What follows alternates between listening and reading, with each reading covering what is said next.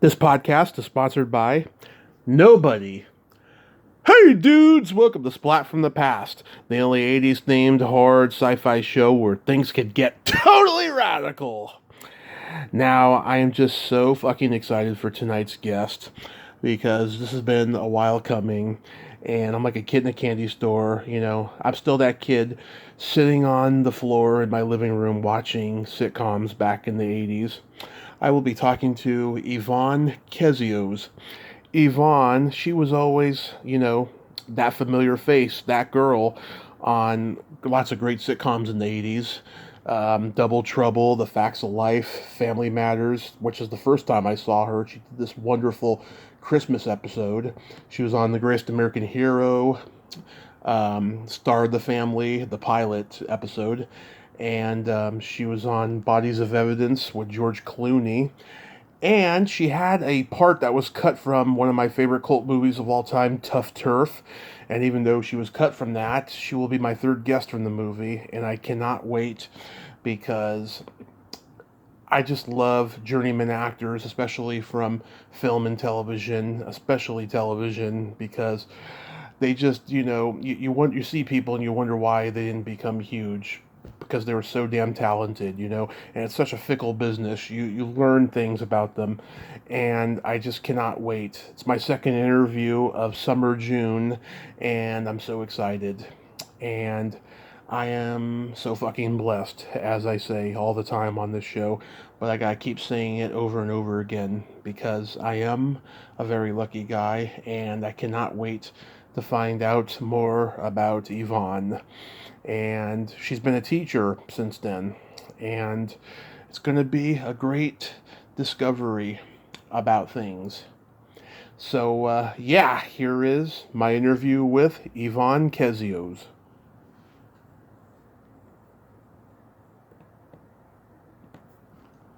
Hey, Evonne, welcome to the show. How are you tonight? I don't know why it didn't ring at all. Yeah. My phone's all crazy. Hi, Tommy. How are you doing? I'm doing okay, I think, now. Awesome. I can't tell you what a great honor this is. Thank you for taking the time finally to do this.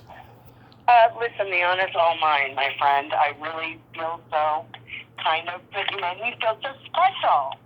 Oh, my pleasure. So, going back in time, did you gravitate toward acting early on in your childhood? Did I what? I'm sorry, I missed that. Did you gravitate toward acting early on in your childhood? Yeah, immediately. Like third grade. And probably even before that. But it was in third grade that my third grade teacher had me play Lucy in Lion, the Witch, and the Wardrobe. Mm-hmm. That was when we had books. And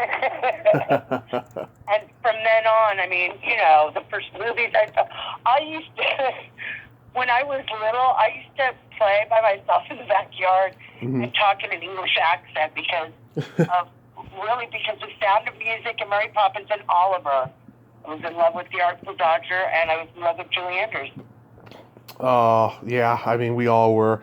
I actually got to interview her stepdaughter, Jennifer Edwards, recently, and she told me she's like the most awesome stepmom to have. I bet. Yeah. Wow, that's cool, though. Did you get to do school plays and community theater growing up? Well, I did school plays. I was in plays in junior high, and then I went to Chapels High School in the San Fernando Valley, and I just happened to be lucky enough to go there. So when I went in, the Mayor Winningham, Kevin Spacey, Val Kilmer, wow, all seniors. When I went in as a sophomore, so Mr. Corelli was our drama teacher, and you had to get asked into play production. And I'll tell you something: you weren't in that class at Chatsworth High. We were actors. We were actors. We weren't learning to be actors. I tell you what, nothing prepared me more for Hollywood than I was ready to go. We used to do festivals and win a lot. Our big competition was Beverly Hills High. We were the Scrappy Valley kids. Yeah. Going up against all the kids of all the the movie stars. It was just amazing talent. Corelli was an incredible producer. I mean, the shows we put on were fantastic. And I got my agent while I was a senior at a one-up festival that we wrote. Nice.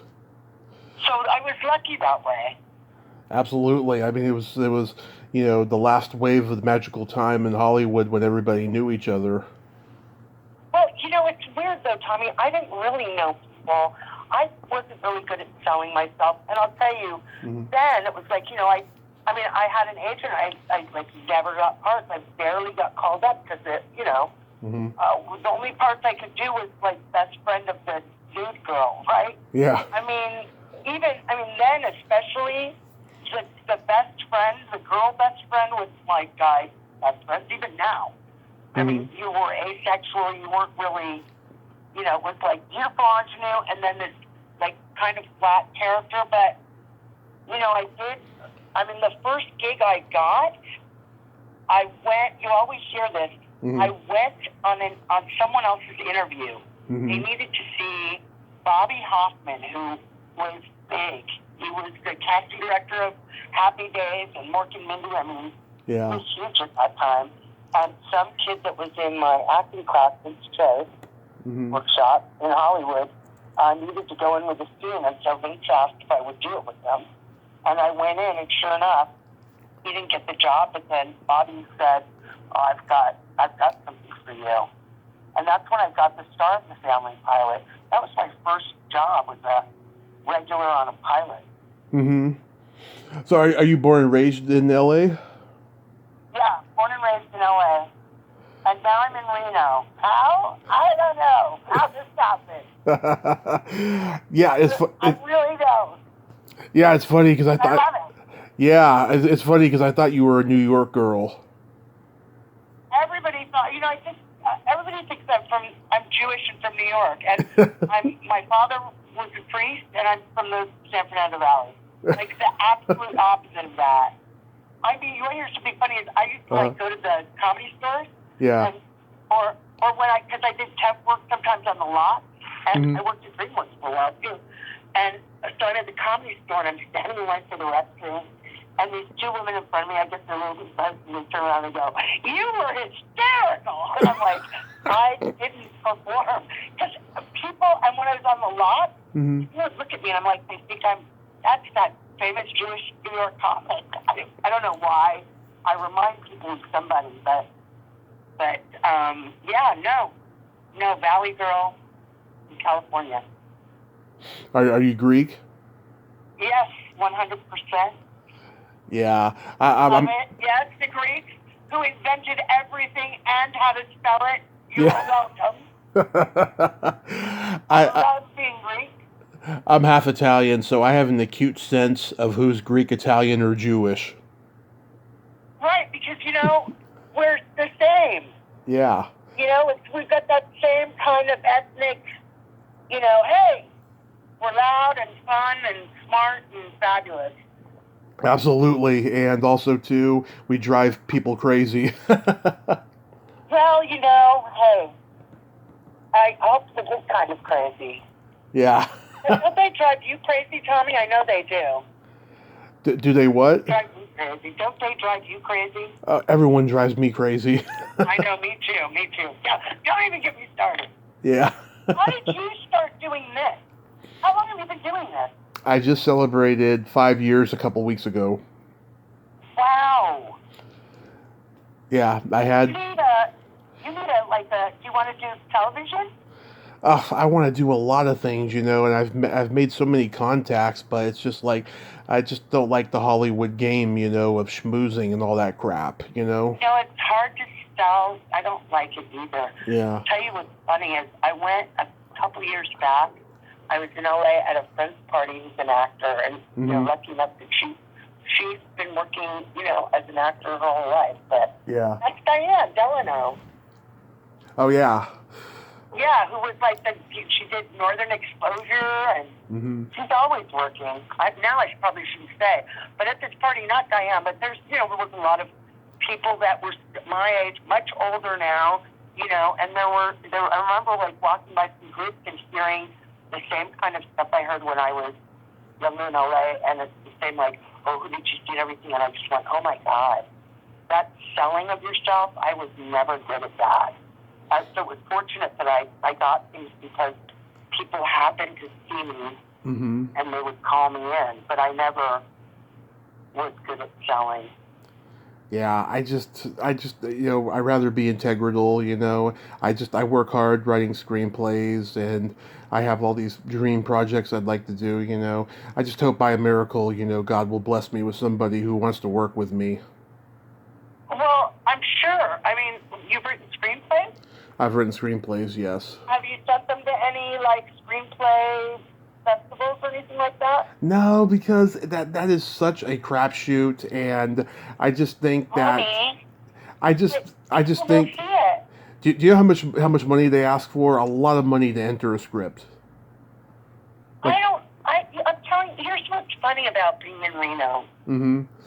I love theater. I've always loved theater because in theater, I can be all those people that I could normally be. You know, we can be everyone. The stories they write, they don't have these, you know, models in mind. And for women, it's better now, but back then especially. But on stage, it doesn't matter, right? I mean, it was like the classic story is Frankie and Johnny on Broadway was Kathy Bates, right? Right. And it's about a frumpy waitress and the cook, right? And she wins the Tony for it. And then they do the movie, and who do they cast? Michelle Pfeiffer. It's like so ridiculous because it wasn't about that. But that's what Hollywood does because they sell soup. I mean, now Broadway gets getting that way. But anyway, I always love theater. Oh yeah, I do too. So I come here, and I was just coming to get my degree because I had like 150 college credits and no degree. But it was a trivial pursuit. Anyway, so I was just every time I went back to school, I'd get like a job, and then I'd stop school, and I thought, well, why don't I just go out of town and just do it in 2 years? And then, so I came here and went to University of Nevada, and then I met someone doing the 25th anniversary of last summer at Bluefish Cove, which was the first gay play by James Chambers I ever saw at the Fountain Theater. I was 21. Gene Smart had the lead. And all of a sudden, here I am, and I'm like 42 or something like that. And they were doing this at the theater, and I was like, oh, I got audition. And I get in this play, and I end up falling in love with a woman who, it turns out, we were both in the same acting class at Luke's Chase 20 years earlier in LA. Had no idea.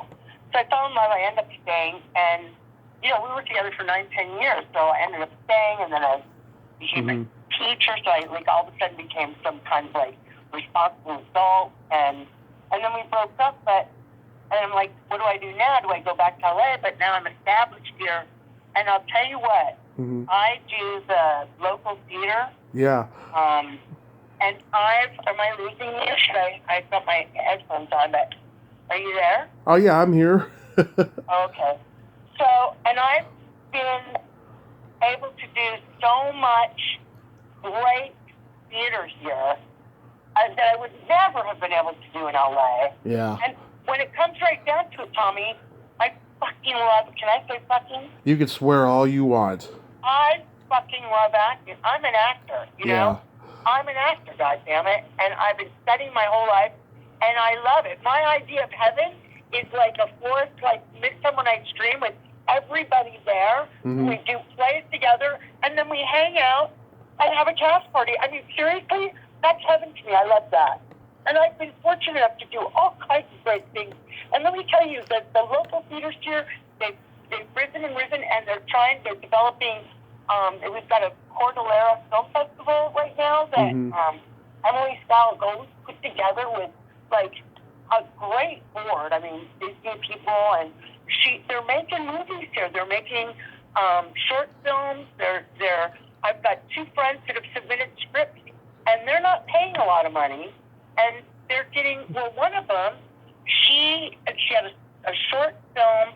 They filmed it here. They submitted it. It just got accepted into a film festival in Las Vegas, and her script had been winning in festivals as well. So I mean, maybe it's the wrong festivals you're entering, or maybe smaller ones. But I kind of think you should just keep throwing it out there. And if something sticks, you never know. That's the only bummer about Reno and LA, and I would imagine in New York. You have that dream because you just never know. That one day you're not doing anything, and the next day somebody sees you and you get a job. Yeah. That's not. Yeah. Yeah, I've been inspired by a lot of people I've interviewed about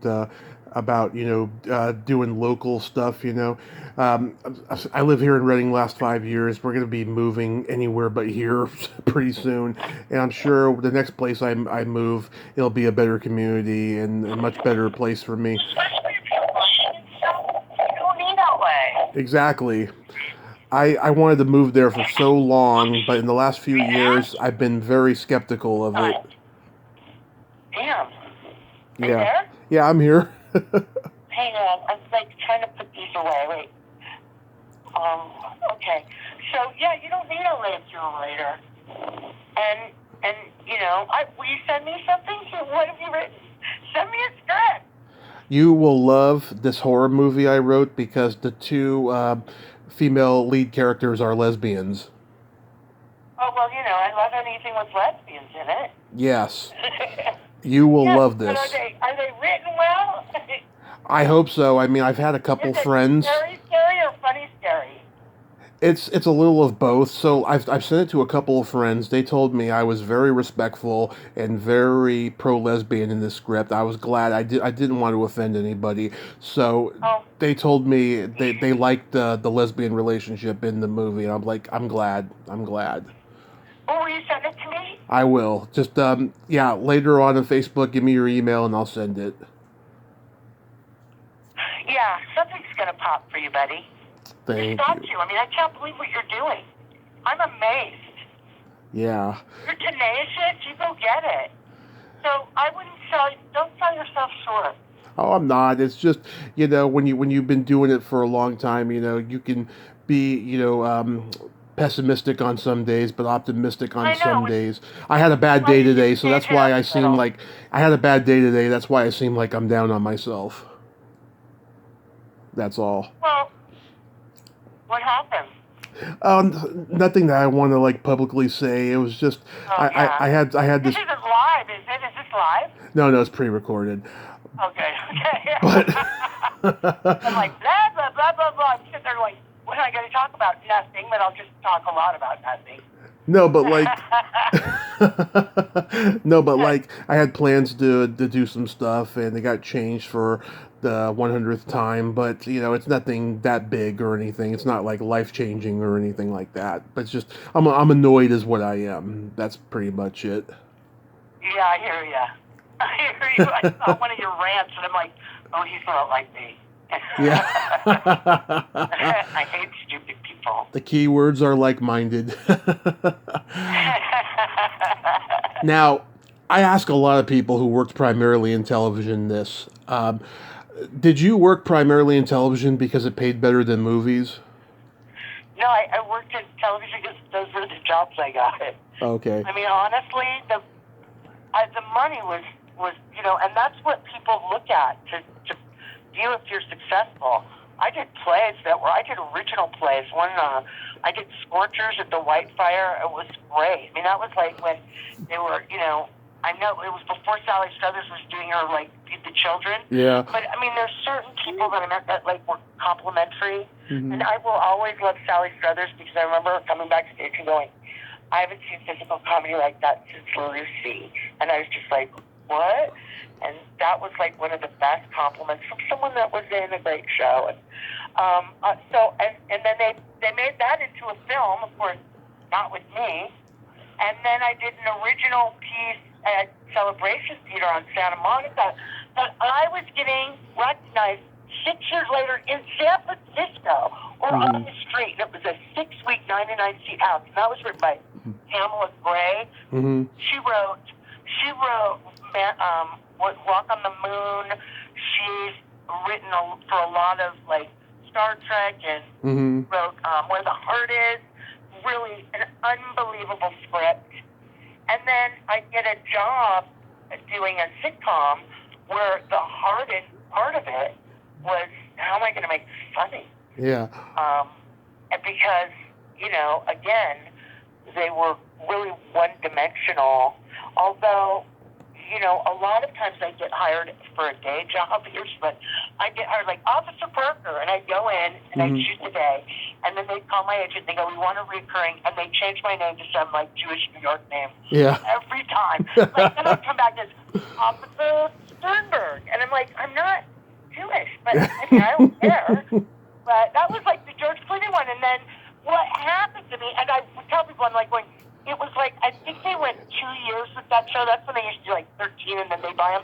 So I would come in on these like the last 3 shows of the last year. So right when I get on, they were already going, they never got bought. And I'm like, had it been AR, we would not have probably known each other. But George Clooney was really, and I've never seen those. I did 2 of them and then they didn't pick up the show again. I'd never even seen. Same with Double Trouble. I never even seen Bodies of Evidence, but I know he had like 2 shows that failed, After Facts of Life and Before ER. Right, and then and apparently it went like 2 years, I think. Yeah. It was with him and Lee Horsley. Mm-hmm. And let me tell you something.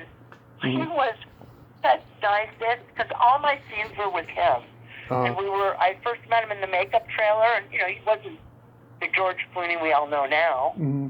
And I told him a joke, and then we just would tell jokes. And because I was like his little, comedic buddy. I would show up just in scenes with him. Mm-hmm. But he was such a nice guy. He's a really nice guy. And I was like a day player. I mean, I started to be recurring, but just a really nice guy. Mm-hmm. And the set of Family Matters. Yeah. They were all. That was one of the best sets I was on. They were all so pleasant, so friendly. Yeah, I'm gonna ask you about all of that, but let's start with Star of the Family because that's where that's where it begins. Yeah, I never got to see this show, not even in some rerun situation. Because they take a lot of old shows that didn't last and they put them on YouTube or some network like MeTV or something.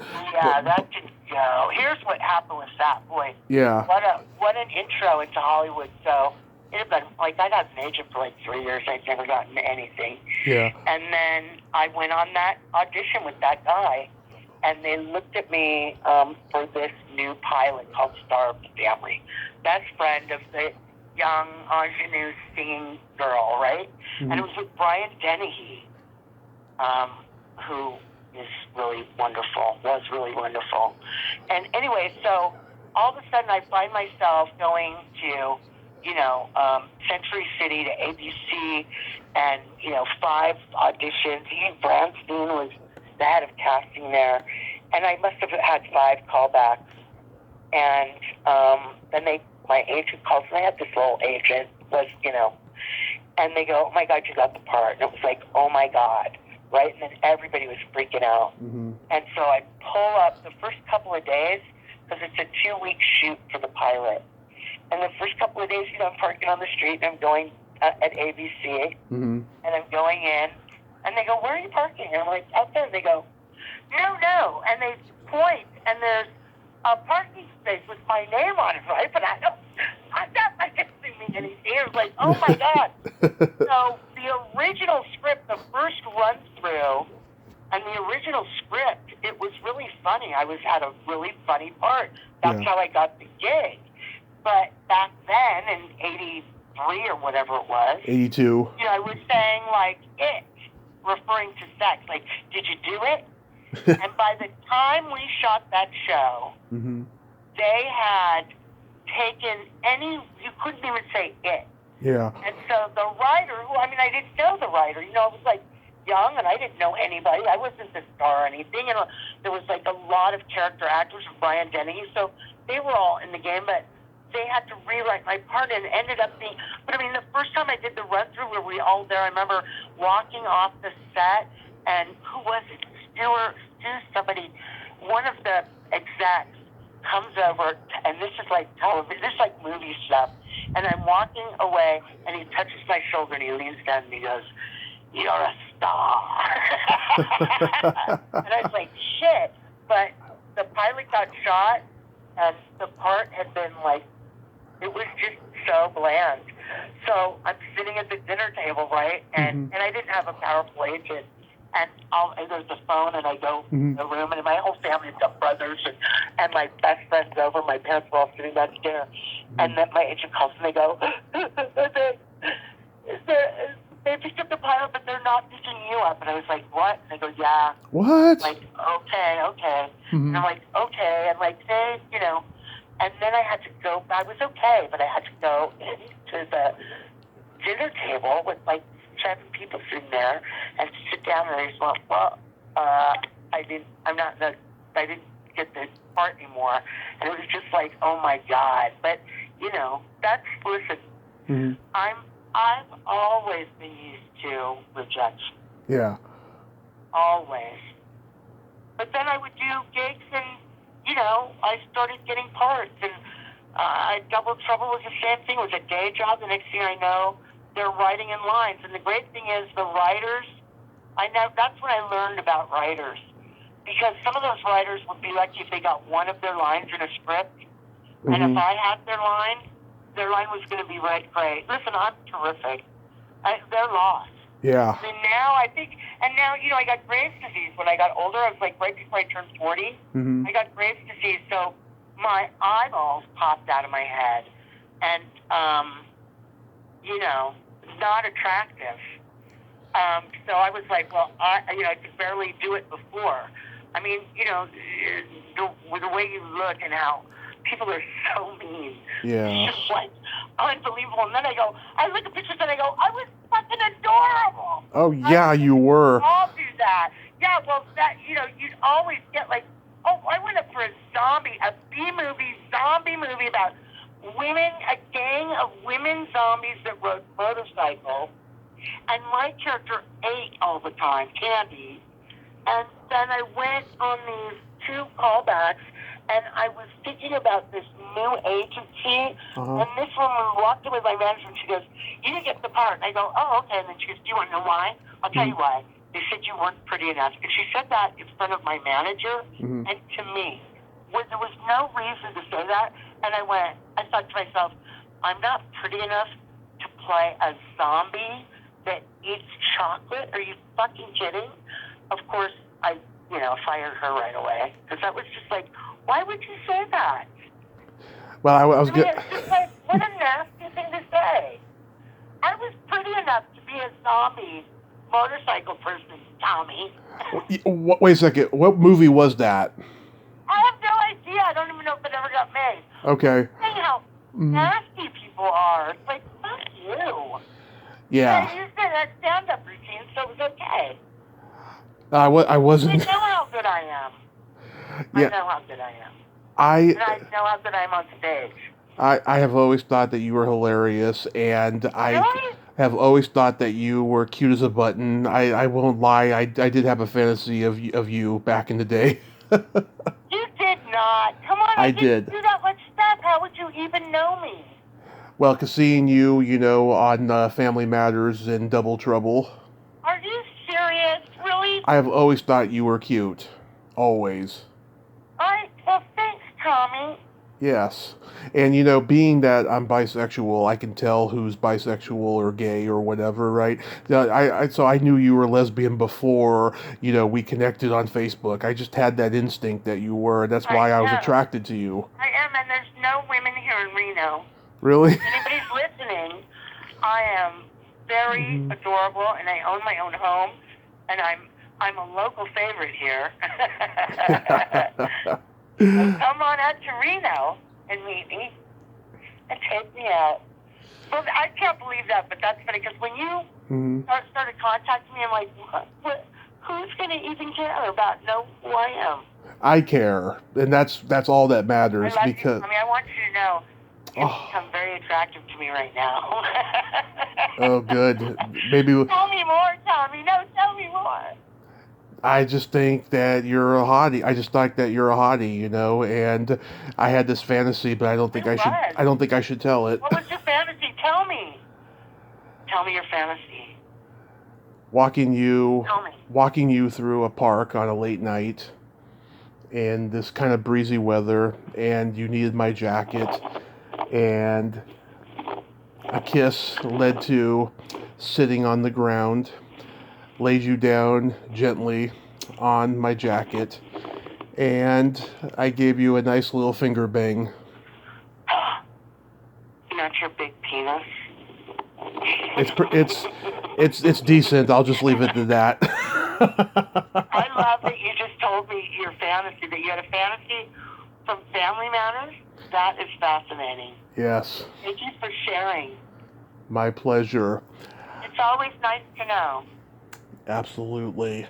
So, how was working with Brian Dennehy? He's a consummate professional. Mm-hmm. He was a really great. I loved Brian Dennehy. I just always liked him as an actor. Mm-hmm. And, I remember watching him. Somebody must have gifted it to him. Mm-hmm. It was a leather,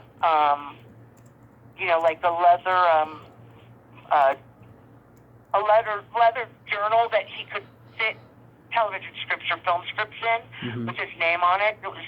And so he had this worn leather, binder that his script was in. He was very professional. He was always, watching his blocking and marking his script, and he was, just a nice man, and giving, and just really great guy. A really great guy. I mean, it's not like, it's just this punk kid who'd never done anything before. There was 7 regulars on the show, and Michael Dudikoff before he became a B-movie star. Yeah. Dudikoff, who went to Vincent Chase too. Michael Dudikoff, some of those guys. Michael Dudikoff was one of those guys that just got paid to be ready for pilots for some of the studios. They would just put him on retainer and use him for pilots. He did so many pilots.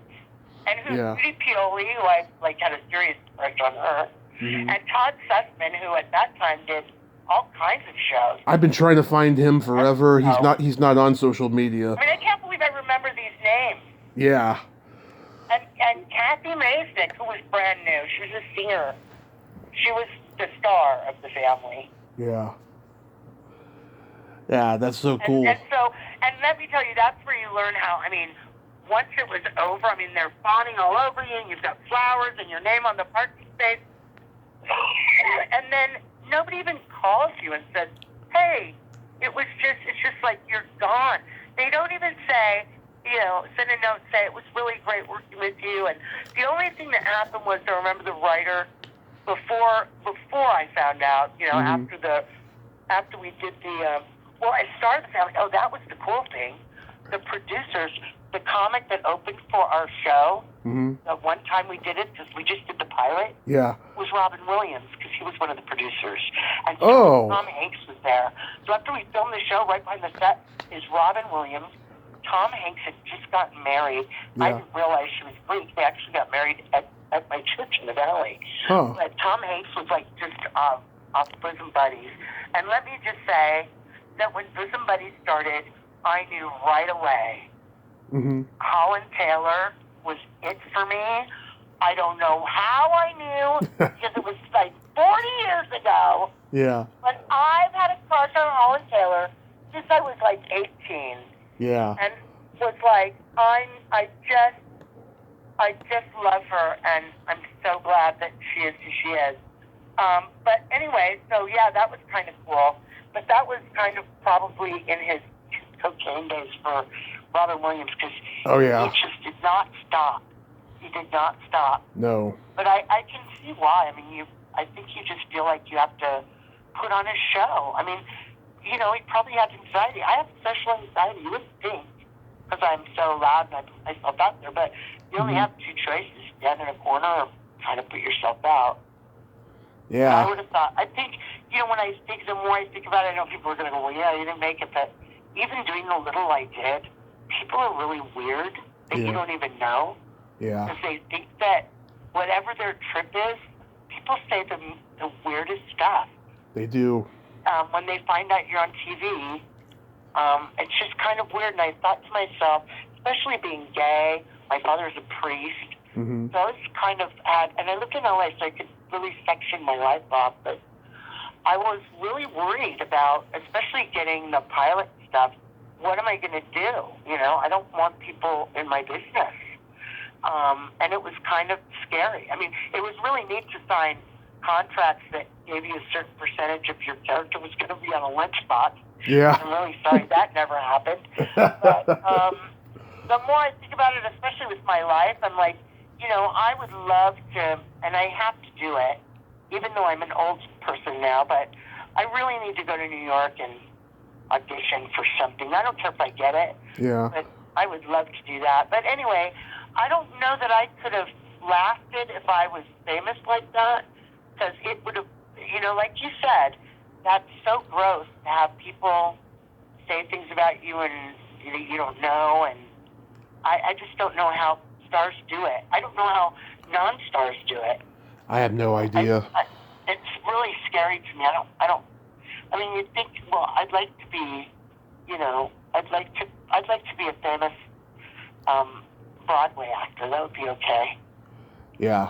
I mean, I Or interviewed. non-famous Broadway. I'd just like to be a Broadway actor. I'd like to be a Broadway actor. Yeah. I know. I don't know how they do it either. I just interviewed a famous porn star recently who is a mainstream movie actress too, and I asked her how she got cast in this one mainstream film that was pretty big in the early 90s, and she admitted to me she sucked dick in order to get the part, and she regrets it every day because she saw some stuff, behind the scenes that she didn't like, so she never did that again. Wow.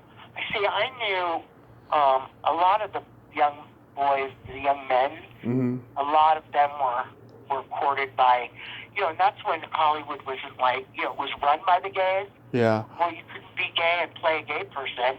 Yeah. And that was the gays doing a lot of that, right? Right. But a lot of the boys, I knew more boys than girls that were having issues with casting couches. Mm-hmm. And not just casting directors or anything, I mean like managers and things like that. I don't know if it ever got them anything, but...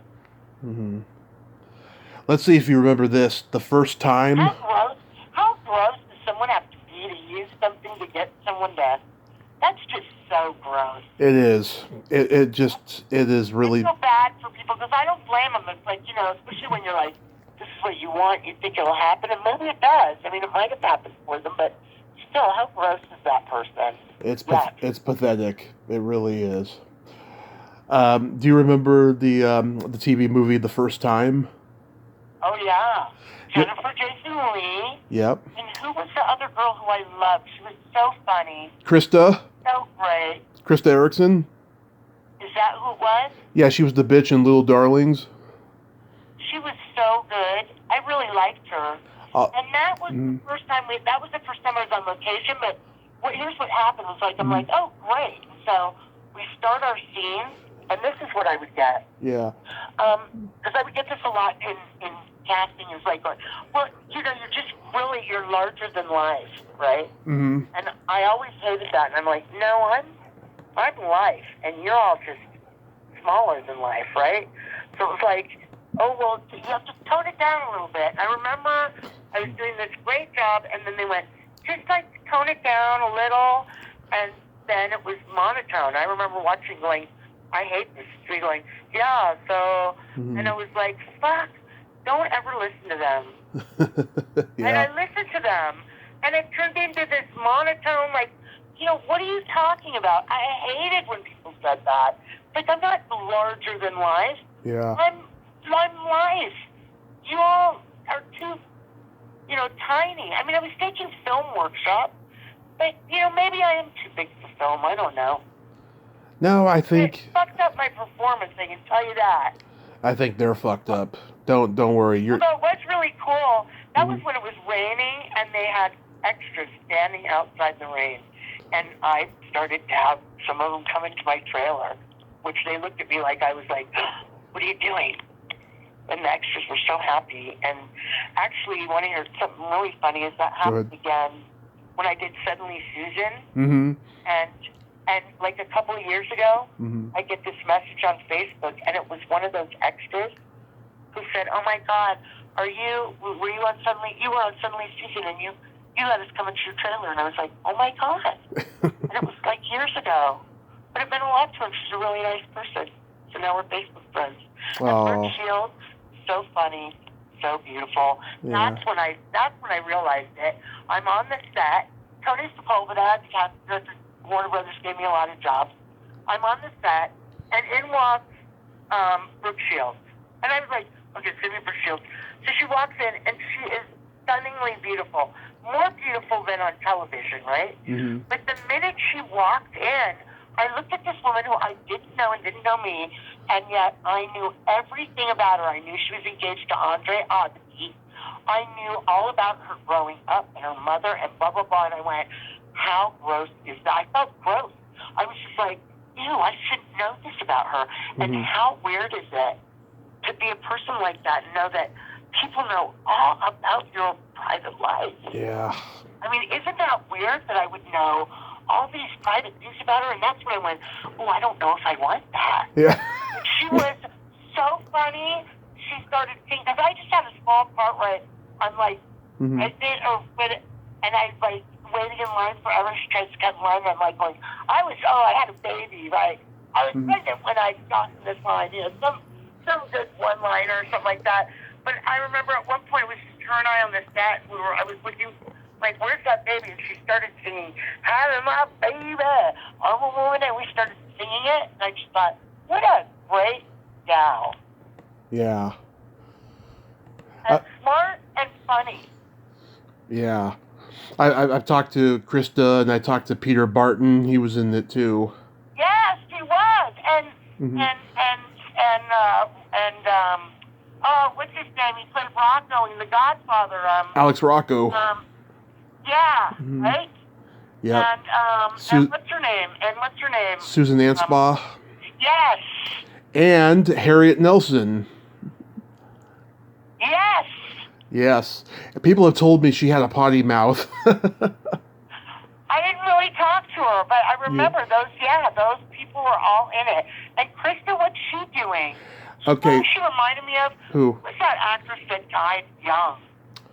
So many of them. I know, but she was just up and coming. God, I forget her name now. Oh, I think I know who you're talking about. You're talking about Dominique Dunn? No. From Poltergeist? No. No, not Dominique Dunn. She was dark-haired like her. I don't know. But anyway, so what was Krista's last name? Krista Erickson. Yeah, she was really, I thought she was talented just for the little time I spent with her, and I think her mother was with her, but I really liked her. I thought she was really nice and fun, and she is. And she was funny. And I forgot what her name was. What's she doing? Well, after about 15 years of acting, she got out of it, and she became a journalist, and she uncovered a lot of political scandals and what have you. And I don't think she does it as much these days, but she's back home in Philly, and she, does interviews, talk about her movie career whenever people ask, like myself. And I had a great time with her, and she's wonderful. I really like her a lot. Cool. Yeah. Yeah, she was, I mean, when you remember people that you only spend a couple of days with that long ago. Yeah. But I just remember really liking her. She was really easy to be with, and she's fun and funny. So I recently watched the episode you did of The Greatest American Hero. It was on YouTube, and I was cracking up seeing you play a stoned out Valley girl who's explaining the science fair project to Joe Santos and the other cop. Nate went up on their lines, and Ivan Dixon directed it. Yep. I was getting hit on a lot on that set. I bet. It was kind of a weird set. Yeah. Robert Culp was I heard. a nice guy. Oh, I heard. Oh, okay, because I heard he was kind of a creep, but. Yeah, he was not a nice, happy guy. Yeah. And Ivan Dixon was a lot of fun, but he was, just a lot of older men were like, they were all kind of handsy. But Ivan Dixon from Hogan's Heroes directed it. Clench Hole. And yeah. then And then I had gone in on this audition, and I literally was wearing an army jacket. Yeah. And they cast me. And this is when I found out what it was like, how they treat actors when they're blowing things up on set, right? Yeah. So all of a sudden, we're standing behind this table of the science fair, right? Mm-hmm. With all these, science, beakers and things. And I watched now all the cameramen and everybody that's in front of us start putting on glasses and lead vests, right? And they start backing up. And they didn't give us glasses or lead vests. And then all of a sudden, they start shooting, right? Yeah. And all the glass starts blowing up, and they're going, get down, get down. It was like, holy shit. Yeah. So when the first pass, the first take, Yeah. just Eckers and them were coming by, and I gave them my line, and they went up. They went up on their lines, and so they gave them a real hard time that I had made them screw up their lines. So I guess they liked me, but I'm always feeling like it was like one or two lines. I don't know. So I'm glad that made you laugh, but yeah, that was kind of trippy. Oh yeah, that and Billy Zabka playing a nerd with a squeaky voice. Who? Billy Zabka, he's the bully in the Karate Kid movies. In the old Karate Kid movie? Yeah, and now he's on the show Cobra Kai. Guy? Yeah. You're kidding, he was in that? He was a nerd with glasses, and he had Scotch. Oh, well, that's right. That was the other thing, too. I was 23. All the kids, the high school kids, Yeah. were in their 30s. Yeah, what's his name? All in their 30s playing 15-year-olds. And I was like, Doug. oh my God, they had wives and children. Doug Warhit was 28. I mean, it was crazy. Yeah. But Zabka, he was... I think we filmed that at El Camino High School. Yeah, and Billy Zabka was really 17. He was the only one who was 17, and everyone... Yeah, I mean, it's true. Yeah. They were all 30. It was really weird. Do you remember anything about Bill Catt? It must have been a bad day. They were not happy people. Yeah. None of the three leads were very happy. They weren't really very friendly with each other from what I saw either. I mean, the laughter and the fun on the set were the gay players or the guest stars and the crew. But those three, I don't know what was going on. He was just always storming outside. He was in a bad mood. And what's her name? What was her name? Connie Selica. Yeah, Connie Selica. I didn't really see much of. Robert Culp would just sit and frown in his chair away from everyone. They weren't very, So, and really, my scene was mostly with, the guest stars. Yeah. The cool guys that are in every show in the world all the time, that have worked every day of their lives. Yeah. Those guys. Those guys worked every day of their lives.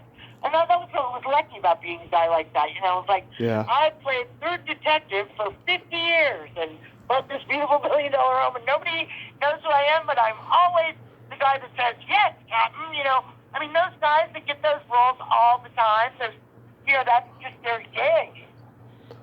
Yeah, I met Bill Catt 5 years ago at a horror convention. He was a sweet man. I showed him... Was he good? I showed him a picture of my dad. I showed him a picture of my dad because they used to look identical back in the day, and he was like, "Oh my God, I could be your uncle." Oh, that's sweet. Yeah, I mean, look, I didn't talk to him or anything, and I think there was stuff going on between them. Yeah. I think there was stuff going on with the three of them. I don't know what. From what I've been told. Happened, but they weren't mean to me.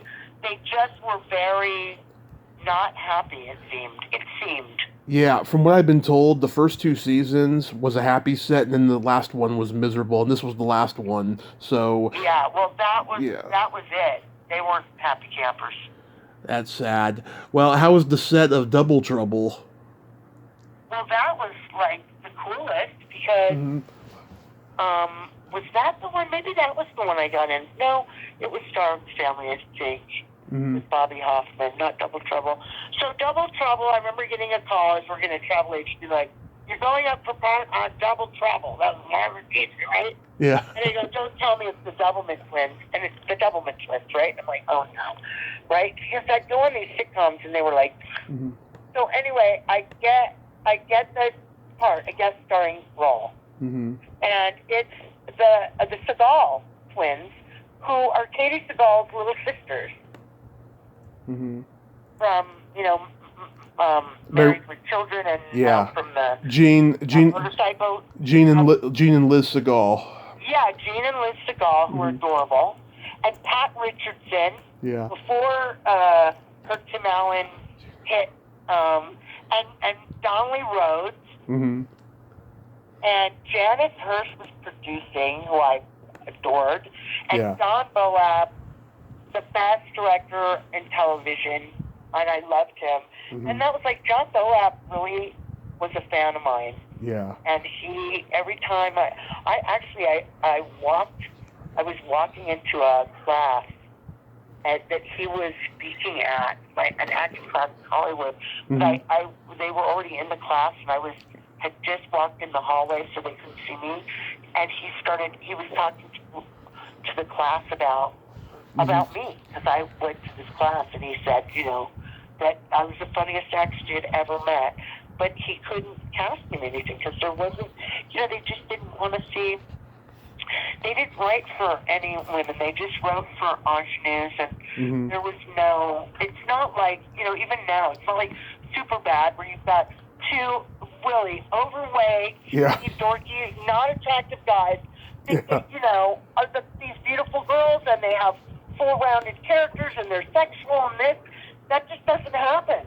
And it certainly didn't happen for girls in the 80s. I'm like, I'm going to have to wait till I'm 60. And, I have friends that go, you need to go back to LA now. And it's like, it's so different now. I couldn't do it. I wouldn't even know how to start. But, now with cable and everything, I think it's different a little bit. I think it's easier. But, so that was great. So I walk in, and I just start doing stuff that I would normally do. And they start laughing their heads off. Yeah. And the next thing I know, I'm being written into more scenes. Yeah. And I was just doing my stuff, and then they started making, the hand movements. Did you see it? Oh yeah, I loved it. Yeah. So they fell out laughing, and then they wrote me into the last scene. And I don't know if you noticed, we hadn't rehearsed it. We just wrote you into another scene. Because the writers really like me too, and that's when I found out about writers. So as we're in the gym, right, and I come in, because it was the hand signal thing, so I come into the office where Liz or Gene was in there, and I come into the door, and I go boom and hit the door, because I thought it went in, but I had to pull it out, so I ran into the door. And if you watch again, you'll see her start to laugh, because I'd never walked through that door before, because they literally wrote that scene in that day, filming. And so it was really funny. And then we went to party, and it was like, that's when I had, one of the writers came up and he goes, you said my line. And I was like, what? And he goes, you said my line. It was so great. And he was just like my best friend. And I realized, oh, you guys, are lucky when you get certain lines in. And so the writers really liked me, because if I had a good line, then it was said the way they needed it said and played. So anyway, then they made me recurring on that show. And so then I did a second show. And, it's hard, because they all started together, and they were all in the business. Yeah. I get really nervous, but apparently a lot of people wrote in about my character, and then the next thing I knew, they changed the whole thing up, sent the girls to New York with these two other guys, and I was out. And nobody even said why. And I remember it was the twins over the summer. They did a radio show, and I called them. They go, "Oh my God, Evonne, you got so much mail." And I was like, "Cool," because when they really liked what I did, then nothing. And it bothers you when you're spending a lot of time with these people. Like, just tell me, what happened. Maybe you've got the wrong idea about something, or I don't know. And Janice Hurst, she wrote for Saturday Night Live, which I did not know until 5 or 6 years ago. I was watching a documentary, damn, and I ran into her again years later, because I heard the dolls were behind the scenes then, and Yeah. he was working with Jeff Greenberg was casting. I think they were doing Frasier. Anyway, but I had seen it. I was like, Janet? And she didn't even say anything then either. So I don't know why. But then I remember being at a party at John Boab's house, and he was like, we got to get you working. I mean, you've got like a top director who thinks I'm just so great, and yet I can't get a gig. Mm-hmm. I fucking will never understand that too. I thought you were fucking great. You know, you were this wisecracking. Yeah, I was good in that show. You were this wisecracking tomboy, and you had really funny lines. I remember, you know, at the end of the first episode you're on, you know, you say, "Okay, boys, time to take your clothes off in the locker room." Right. That was funny. Right. And it was such sitcom. Yeah. The sitcom setup and the whole thing that, Yeah. you know, was really, I did a really good job. It was just like with Family Matters. Yeah. I had the cameraman come up to me and he goes, so, you know, when we cut, you got it, because I've got, when you're doing comedy, you have timing. Mm-hmm. And when they're cutting cameras, when they're going, 1 to 5 to this, at one point I'm in the subway and the head camera guy comes over and he goes, whispers in my ear and he goes, wait just a half a beat longer. Mm-hmm. It seems like it's too long, but it gives us time to get to you and pick up the whole line. Because you've got to wait for the camera to cut. It's not like film, it's not like theater. Yeah. It's when they're doing 3 camera work and they're cutting, he goes, just before you deliver it, just wait like a half a beat longer. Yeah. Because then we come in and pick up the beginning of the line. And he was doing that because he liked what I was doing. He didn't have to come over and whisper that in my ear. And it was really generous and kind of him. And so I did. And then and I had a really nice time. It was a really fun part. It was a Christmas show where we sang, and it's on every Christmas, right? It was really funny, and they were very, very welcoming and very friendly. Really just wonderful set. And then, like, 2 years later, I think, I was doing that play that I was talking about, Supernormal Pleasures, the Celebration Theater, and we had won a couple Drama Log Awards. And so the big award was at the Pasadena Playhouse, and there was full of people, and there was an intermission, and so the outside courtyard and everything. Right. Everybody was outside. It was just like a sea of people, and I'm standing out there up against the thing, and I hear from across the courtyard, across all the sea of people, I hear, I could break you in half. And I turn, and it's like, I think it was like either one of the producers that was on the show, but it was like years later, and they remember me. I wouldn't have remembered him, and he's saying my line, and I'm like, they need a white woman cop. He needs a buddy on there. Yeah. And I'm like, you guys remember who I am in my line from a 1-week guest shot, and you don't write a part for me? Yeah. Oh, I can elaborate. Well, it's flattering, but it didn't, Well, I can elaborate. There was an episode, I think in that same season, where Urkel is framed for blowing up the science lab. And the guy who framed him, he was this flamboyant gay guy. The character's name was Dexter Thornhill, but I can't remember the name of the actor. He said recently that people wrote into the show saying they wanted him to be a regular, and the producers were interested in making him a regular, but Jaleel White said, if he comes on, I go, because I don't want anyone to upstage me. Oh. Yeah. Well, I don't know that I don't know how I would upstage him. He sure grew into be a very handsome, strapping man, though, didn't he? Yeah. He's a big guy. I saw him on Drunk History, and I'm like, I can't believe that's him. And let me tell you something. Uh-huh. I'm shocked and amazed. I never watched the show, but even now, the fact that I did Family Matters more than any other show, people lose their shit, even now. Yeah. I mean, the people I'm around, they grew up watching that. It's such a big deal to them. I mean, it's still, talk about the test of time. I watched... In that show, more than any other old show, people can't get enough of. So, good for them. I watched it every Friday night growing up, and I'll tell you, the night that this episode premiered, me, my mom, and my dad are watching. My dad cracked up when you looked at him and said, "I'm not pregnant." Oh, I know. Yeah. We did not expect that. Yeah. Again, right? Again. Yeah. And I had this big down jacket on, right? And I'm like going, okay. And I was like 125 pounds, but those are the kind of parts I did. So, of course, women are oppressed, so oppressed.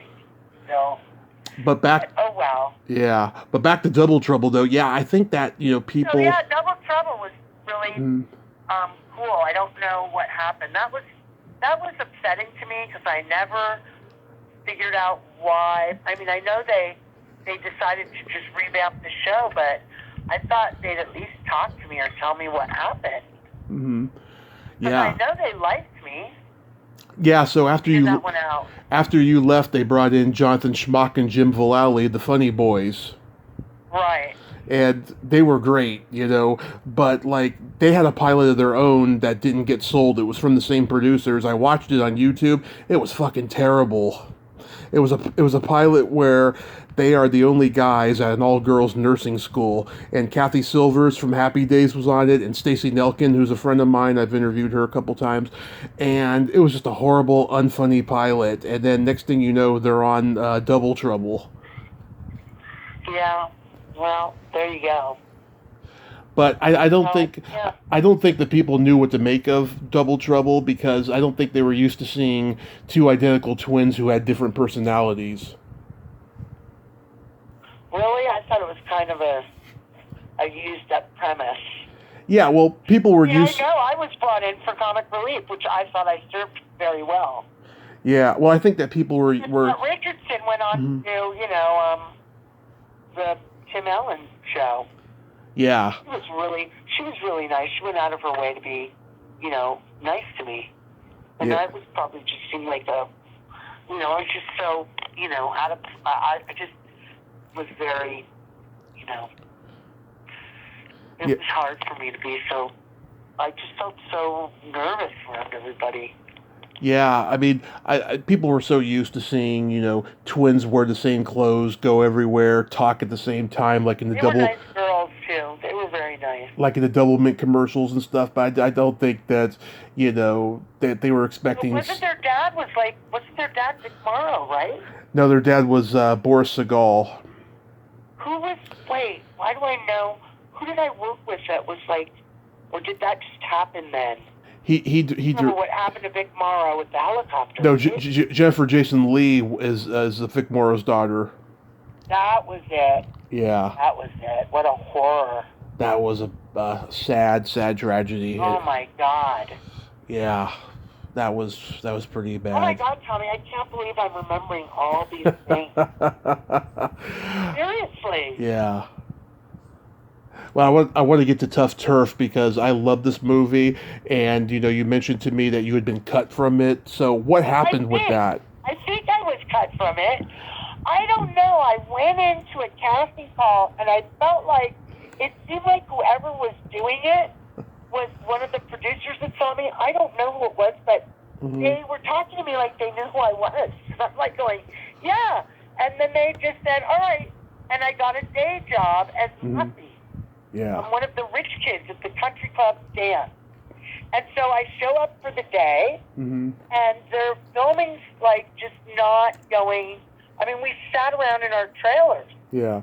And didn't really go in. So I got 3 days work out of it. So what was going to be maybe $1,500 ended up being $3,000, right? Yeah. And then there wasn't really. It was kind of hey, improvise this, and I think.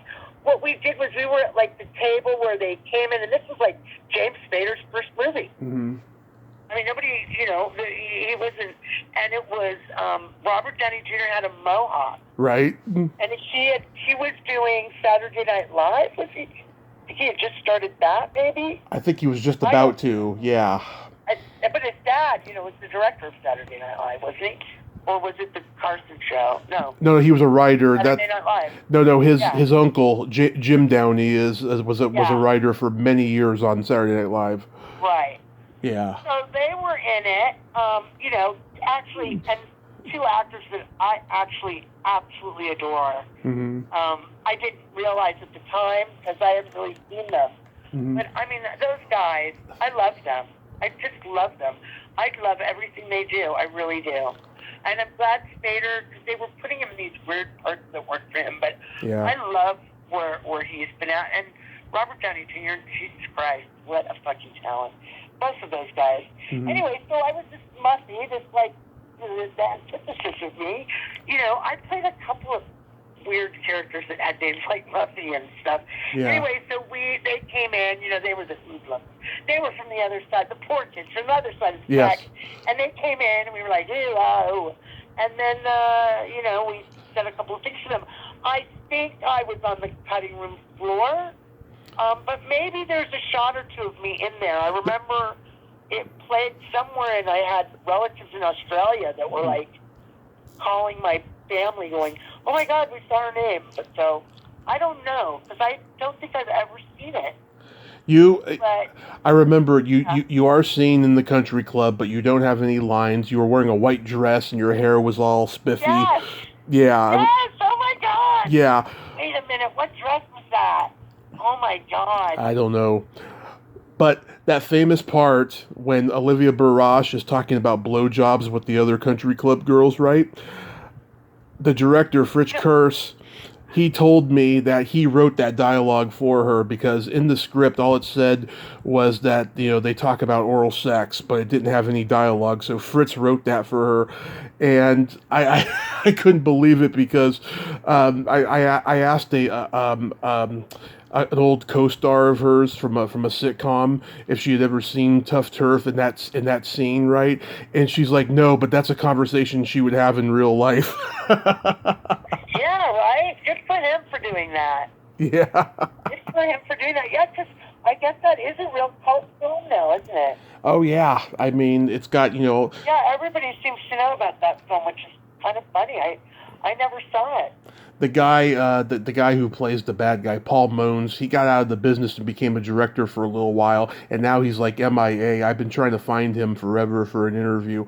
But then the guy who's one of his right-hand men, Michael Weil, he's like teaching yoga to like kids now in Mexico. I reached out to him, and I haven't heard back yet, but I hope to because he was in Fast Times at Ridgemont High.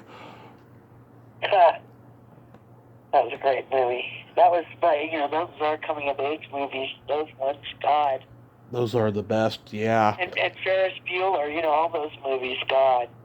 Yeah. Oh, that was it. Oh, so I'm doing Double Trouble. Mm-hmm. And all of a sudden, what's-her-face comes over to me. She was dating Robert Downey Jr., Sarah Jessica Parker. Oh, yeah. Comes over and gives me her phone number. Right. Says, call me.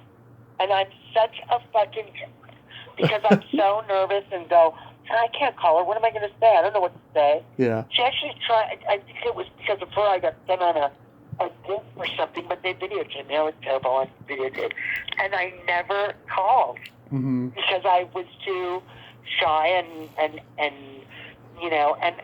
that is one thing I really regret that I didn't call her because she's like, you're really funny. Call me. And can you believe I didn't call her? And I was just like, what am I going to say? I was just so awkward. Yeah. Yeah. So, and then it's funny because she was going out with Robert Downey Jr. They split up, and I guess because he was going through some things.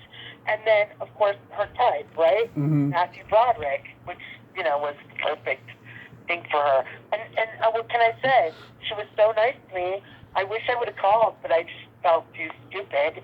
And like I would be intruding, or what an idiot I was. But we do a lot of things differently, I suppose, or maybe not. Maybe it was all meant to be the way it was. And I also worked on a short film with Kristen from Sex and the City too. Did a short film Kristen called Davis, The Traveling Companion. Yeah. And she is funny and just a doll as well. And she had just gone, actually we were filming at Little Frida's on Santa Monica, when Little Frida's was there. Mm-hmm. I was working at DreamWorks, and another person that worked there, Mm-hmm. She wrote a script, and she's like, she did an auction. Oh my God, why is her name slipping my? She was terrific, and she shot this short film at Little Frida's and around town, and Kristen was going. She just went on the audition for that right before she got that part of Sex and the City.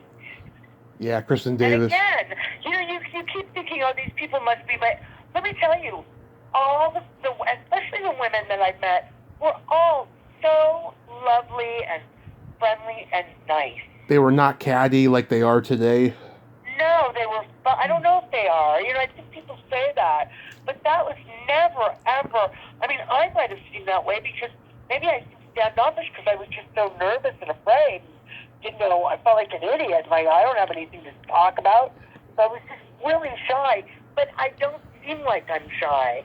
But I was. But they were all really lovely and funny. I love funny. Funny means smart to me. Yeah. But they really were really nice people. Cloris Leachman was on the set. I mean, one of the greatest comedic actresses of all time. Yeah, you were on the Facts of Life with her. Facts of Life.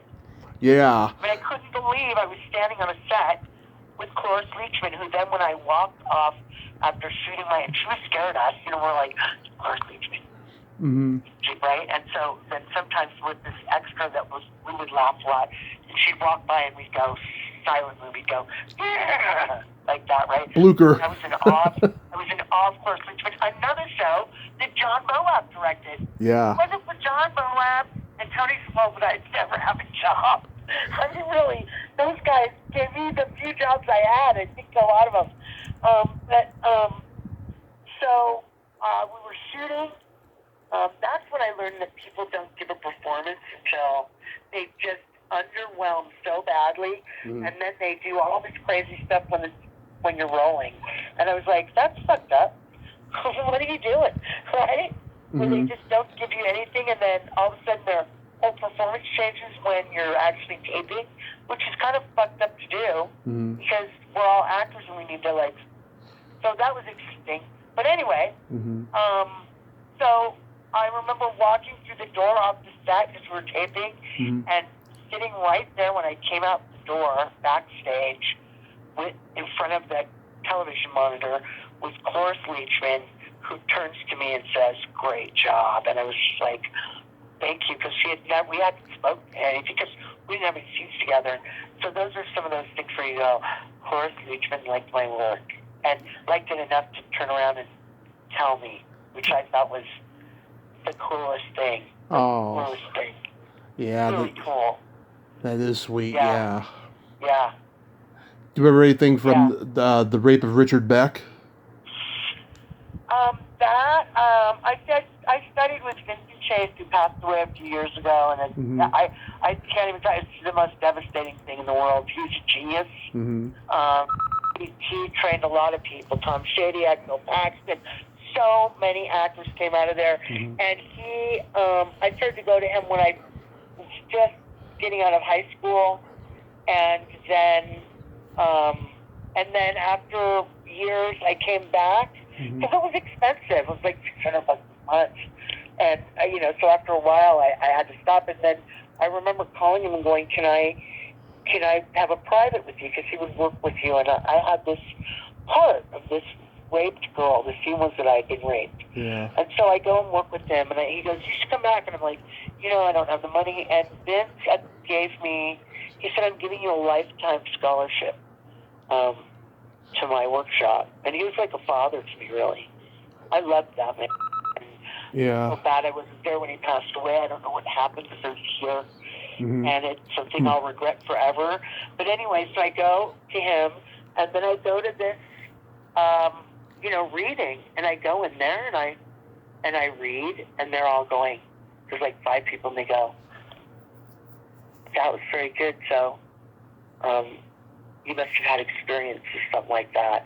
Yeah. And they were like looking at me like they thought I had actually been raped at some point in my life. Yeah. And I was like, why? Because I was acting? I mean, it was like, no. I mean, I didn't cry or anything. Actually, that was an issue. Because I go, I don't cry on cue like that, you know. Yeah. There were girls that could just, like, start crying. Well, I can't do that, right? Yeah. I'm like, what am I going to do? And remember I was in the makeup trailer, and I'm like, the man's doing makeup. I had this makeup man. I go, what am I going to do? Because they're bruising me up. And I'm like, I can't cry. And he goes, oh, honey.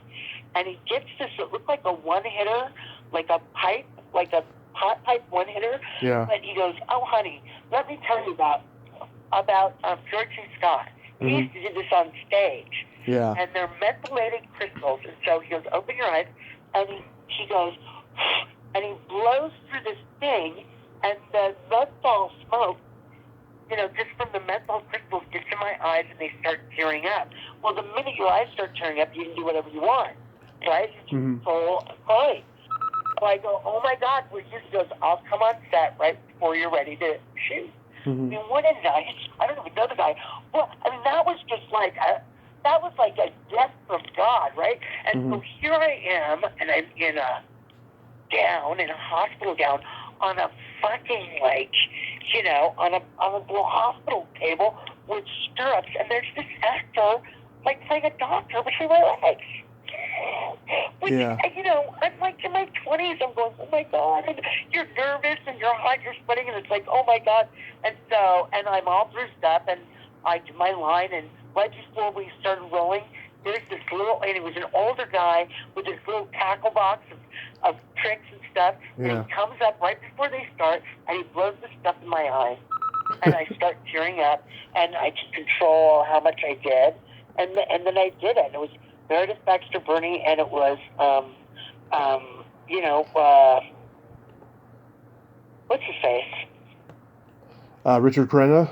Yes, Richard Crenna. And I think that had to be, other than the movie Deliverance, I think that had to be the first time. I mean, they ended up changing the name of it, that they had a man being raped. I mean, he gets raped by these ex-cons or something, doesn't he? Yeah, he really embodied what a man who has been raped, you know, goes through in that role, and I think lovely people, both of them. He deserved that Emmy he got. He was so good at what he did in that movie. He won an Emmy for that? Yeah, he did. He did? Yeah. How did I miss that? I don't know. Yeah, I just was never in the loop. I was never in the, what's going on in Hollywood? Who's this, who's this? All my friends, they knew everybody's name, what they were doing. I just wasn't into that kind of stuff. Yeah. I mean, it just was like, I you know, I couldn't do that. I wasn't a social butterfly that way. I mean, I was, you know, a butterfly, but not where I knew all the, like, so-and-so's casting and so-and-so's doing this and that. They were just like, you know, it was, I just wasn't very good at that. I get it. So when you were on Bodies of Evidence, did you work with Leslie Jordan? Oh, Leslie Jordan, no, but I met Leslie Jordan when I was taking some classes for about 6 weeks. I had Patrick Baca was managing me for a little while, and he's a casting director now, and I love him still. Patrick Baca, I loved him. He was in, I think his first big film was Stand and Deliver. Oh, yeah.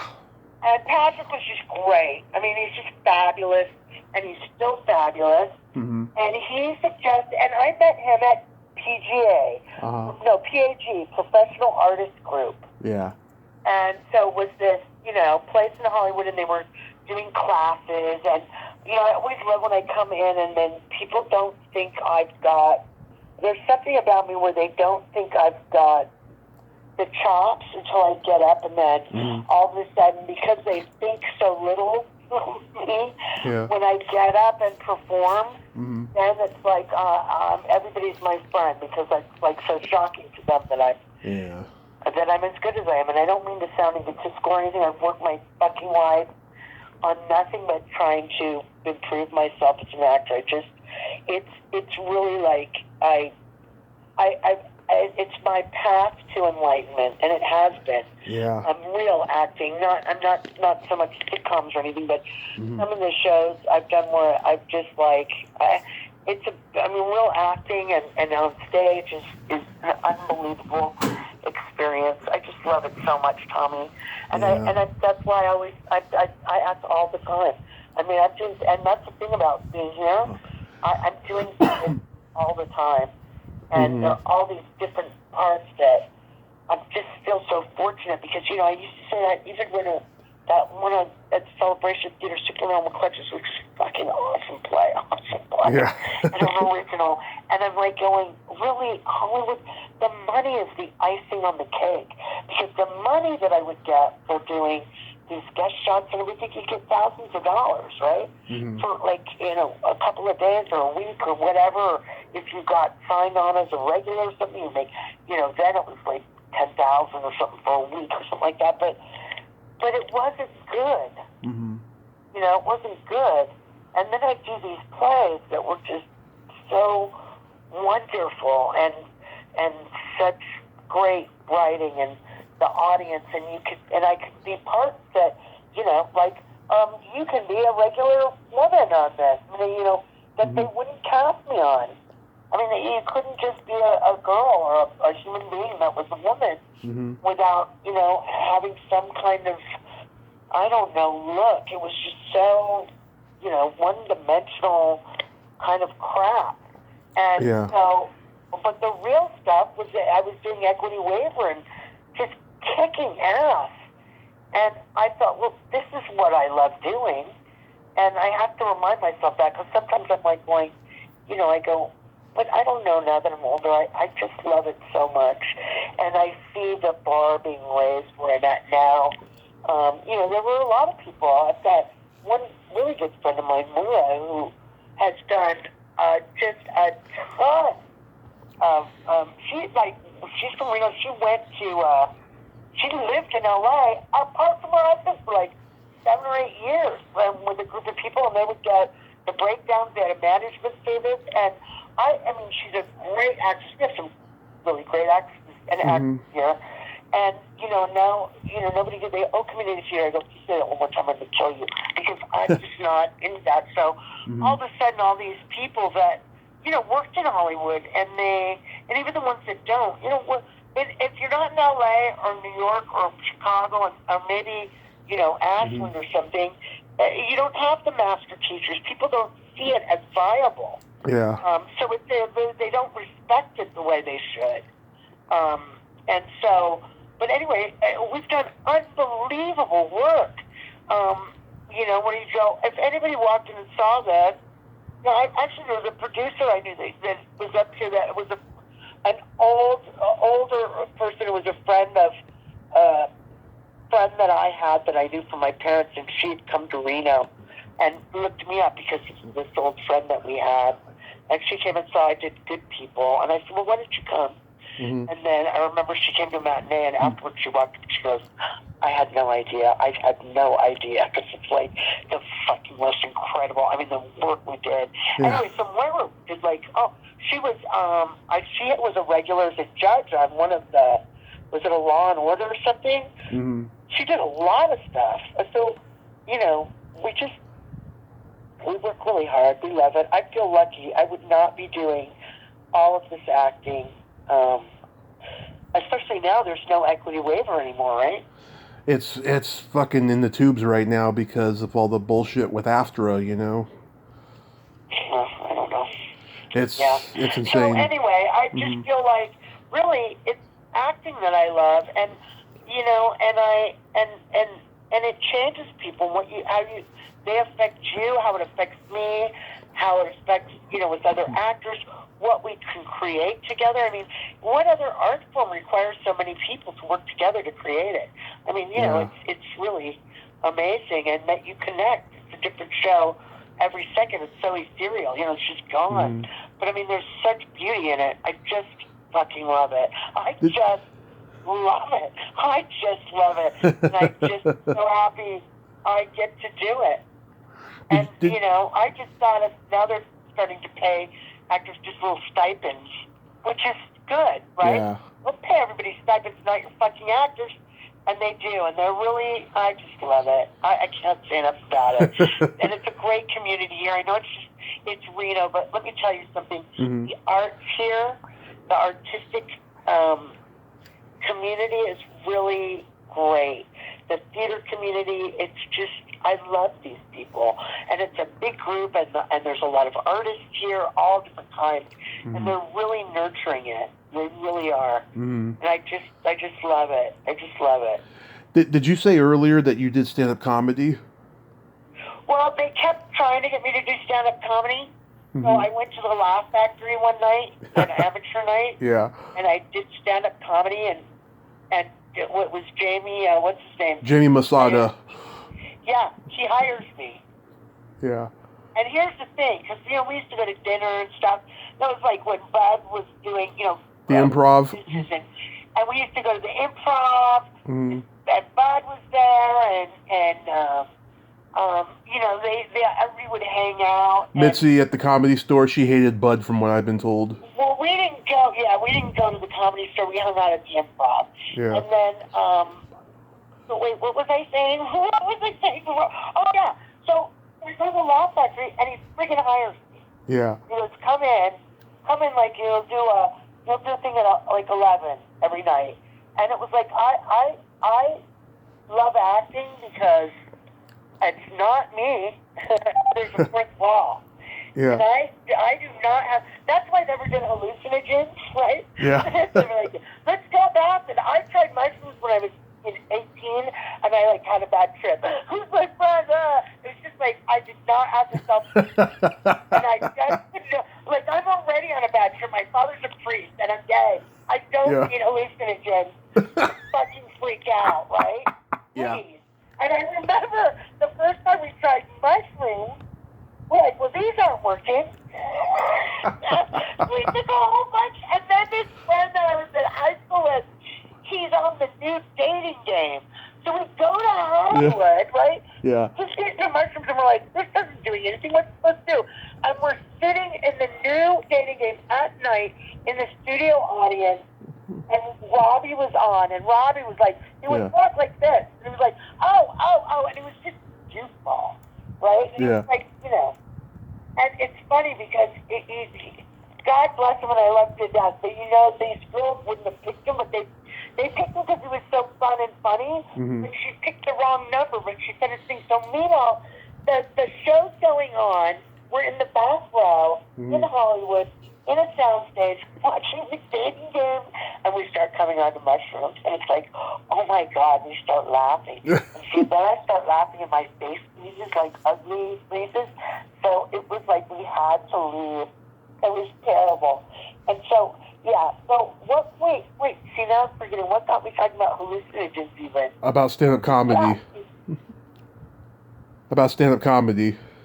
Oh, yeah. So then I'm like going to the club, right? And I knew great stand-up comics like John Ricci and Michael Parks. Was it Charlie Hill?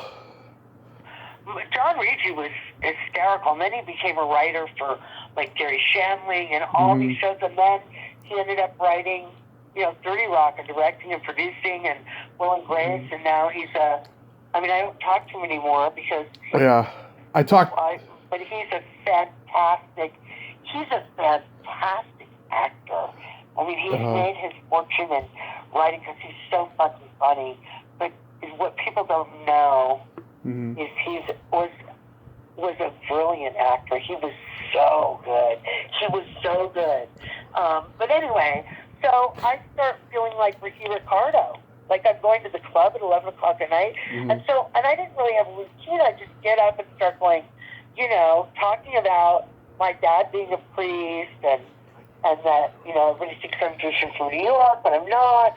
And then my dad's a priest, and it was really hard growing up because, everybody would. Well, would the little kids get their dad on Father's Day, right? At time, I'd go to like Kmart and go, do you have any collars? And they'd be like, in the bike department. It's just these stupid little things. And then, and they were all drunk. There was like 5 people drunk, and the last act is 11 o'clock on a Wednesday night.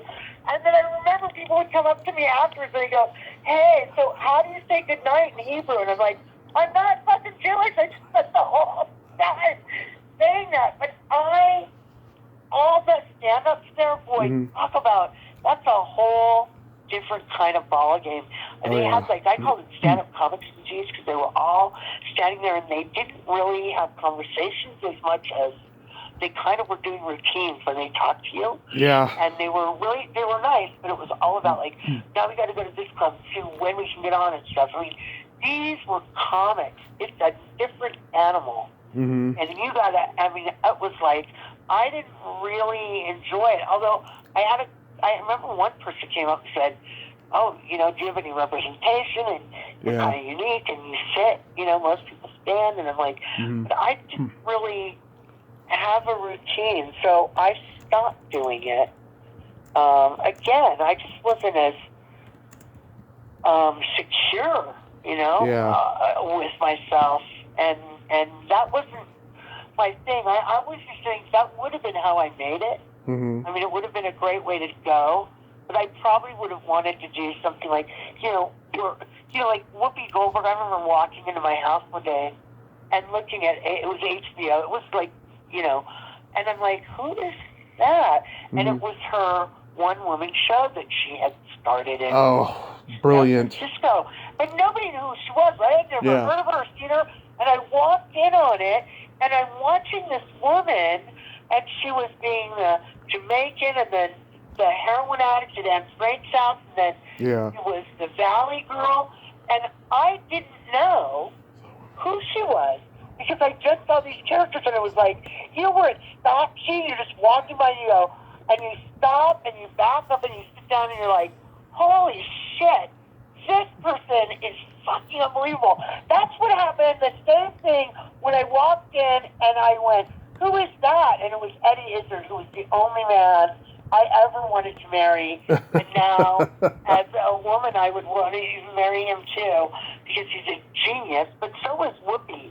I mean, but that wasn't stand-up so much as it was, you know, a character, you know, one-woman show. Yeah. So anyway, I just, you know, I don't know. Maybe me in another multi-universe did all that stuff and is, you know, changed the world. Who knows? I did stand up for 10 years in San Francisco, and it was hard. It started out. Stand-up comics disease. You know what I'm talking about? Where it's like, stop with the one-liners. They're neurotic. They're just constantly, you know, angry and just negative. You know, being around comics is just, it's not as fun as people would think it was. But I got to tell you, some of the comics I knew and stuff, they were really terrific people. They weren't that way, but I see what you mean. It's crazy. It's just so crazy. Why wouldn't you be neurotic? I mean, it's such a crazy gig. I mean, it wasn't for me. It wasn't for me. I mean, I've talked to all the old guys that were there at that time, you know, and, you know, some of them, they just have this, you know, negativity that stays with them forever, you know, like, you know, why didn't I get this show? Why didn't I get that movie? You know, it's just, fuck, man. Yeah, well, that's that kind of a person. Yeah. You know, they're, I mean, it's like, are you kidding? This is show business. I don't know. I guess because I grew up being rejected all the time. Yeah. And I knew how good I was. I mean, I knew when I got parts, and I knew on stage when I got parts. I know what I can do, and I know why I wasn't. You know, I mean, anybody that's in anything like that, if they don't, you know, if there's a million people. And one thing I learned watching, you know, we used to have cast directors that would come in, and we'd sit with them, and they'd have, you know, there's 5 actresses reading the same role, and there were 5 great actresses, me included. And I remember watching the 5 of us, we were watching each other, read this one role, and we all read it very differently, and we were all great. Each one of those actresses that got up and read it, brilliant, but they were different, and we were reading the same part, but every single one was, I mean, these were really terrific actresses, and that's when I went, oh, every actor should see this, because you aren't competing against anyone. No one is going to do this Like, no one's going to do a part. I mean, that's why you never, if you're doing something that somebody already did or there was a film on, you never watch it. Because you're going to bring something in, and hopefully you'll bring something that might be totally different and better. Yeah. That's why you've got to trust that. But that was when I realized, I'm not competing against anyone. It's just a matter of who they like the look of, who looks good with this person, what they had in their heads. If you can show them something different. I mean, sometimes I'd get jobs where I would run in because I was like, I just got sick of it. And I was in a hurry somewhere, and I would do the worst auditions. But I think it was because I just didn't seem like I didn't care. Yeah. And I'd get a call and they'd give me the job, and I'd be like, that's what happened with the George Clooney thing. I was waiting, and I was going to do a film. My friend was a film student at USC, and I had to get there to do a film for him, and they were taking forever. And I remember going, "Can I get in?" And so I went in, and I just was like, bleh. I literally threw up the lines. It was the worst. And I'm like, "Thanks, I gotta go." And they called later that day, gave me the part. I think it's because they thought somebody wanted me, or because I didn't give a shit, right? I wasn't nervous or anything. I was just like, "Get me out of here." That was terrible. And then I got the job. Yeah, I don't know what we're... Oh, so stand-up, yeah, I did, but then I quit. I didn't like it. I'm sure you were great. I mean, you were so funny on the sitcoms. You had to have been great in stand-up. Yeah, but those are great writers. I like having people write great, wonderful things for me. Because there's a lot of comics that I just don't think are funny. And there's so many that are and women that are so... Kathleen Madigan, come on. She's great. So Yeah. funny for so long. Yeah. She's so funny. There's so many funny women that have been out there. I mean, and there's so many women that were out there that weren't that funny. Yeah. And men that aren't that funny, but they were, they did their 10 minutes. Yep. They didn't care. I mean, it's different. Women, it's hard. It's hard, and, you're going to get different kinds of heckling. I don't know what to do about stuff like that. Or if someone goes, said something mean to me, I'm just like going, I'm just not that, quick or strong, or I don't want to, I don't know. I mean, it's just a tough job. It's so hard. The daytime... The real successful people are people that is what they have wanted to do, and that is what they do. Oh, yeah. Louis Anderson helped me right before I went on, because then I had another manager. Tommy was my manager. He lived up by Louis Anderson, so we went over to Louis' house. Louis Anderson, who was so fucking funny. I was so happy when he got the baskets thing and started doing stuff, because when he was out, his stand-up routines were so funny, and he was the nicest guy. Yeah. But he was very rehearsed out in his yard, running his stuff. And I remember just like on casting calls, the people I would see were, I remember Kenneth Mars sitting outside of an office, Warner Brothers or something, reading lines to go in to read, and I went, "Oh my God!" I go, "Wow!" It's Kenneth Mars, right? And he looks up and he was just like so surprised, right? Yeah. Kenneth Mars from every Mel Brooks movie, and I go, "They're making you read." Like, what the fuck don't you know about what Kenneth Mars can do? He's a legend. Yeah. And I thought, this guy has been in, every great comedy around, and you're still making him read? Yeah. Jesus Christ. What do you have to do in this town? Yeah. I met Kevin Beanie once, too. Oh, yeah. Funny guy. Yeah. Oh, yeah. I've interviewed... You did stand-up for 10 years? I did. What? You make good money, just not in L.A., but they made... The guys I knew doing stand-up, that no one would really know. Yeah. Well, Michael got on Carson, man. That was something. Well, and John Ricci, he was the funniest. He's the funniest. But anyway, they make so much money going out of town. Oh, yeah. All the road guys. But Jeff Dunham. Yeah. I don't think he's funny. I don't like puppets, but I don't think the jokes are funny. I think he's funny, but it's subjective, you know. Yeah, I mean, it is. I mean, he's huge. Are you kidding? People love him. Yeah. I mean, I've talked to the old guys like Jackson Purdue and Rich Scheidner and Kerry Snow and all them who were there back then. So what was it like for you doing stand-up? What was it? What? What was it like for you doing stand-up? Oh, in the beginning, it was fun.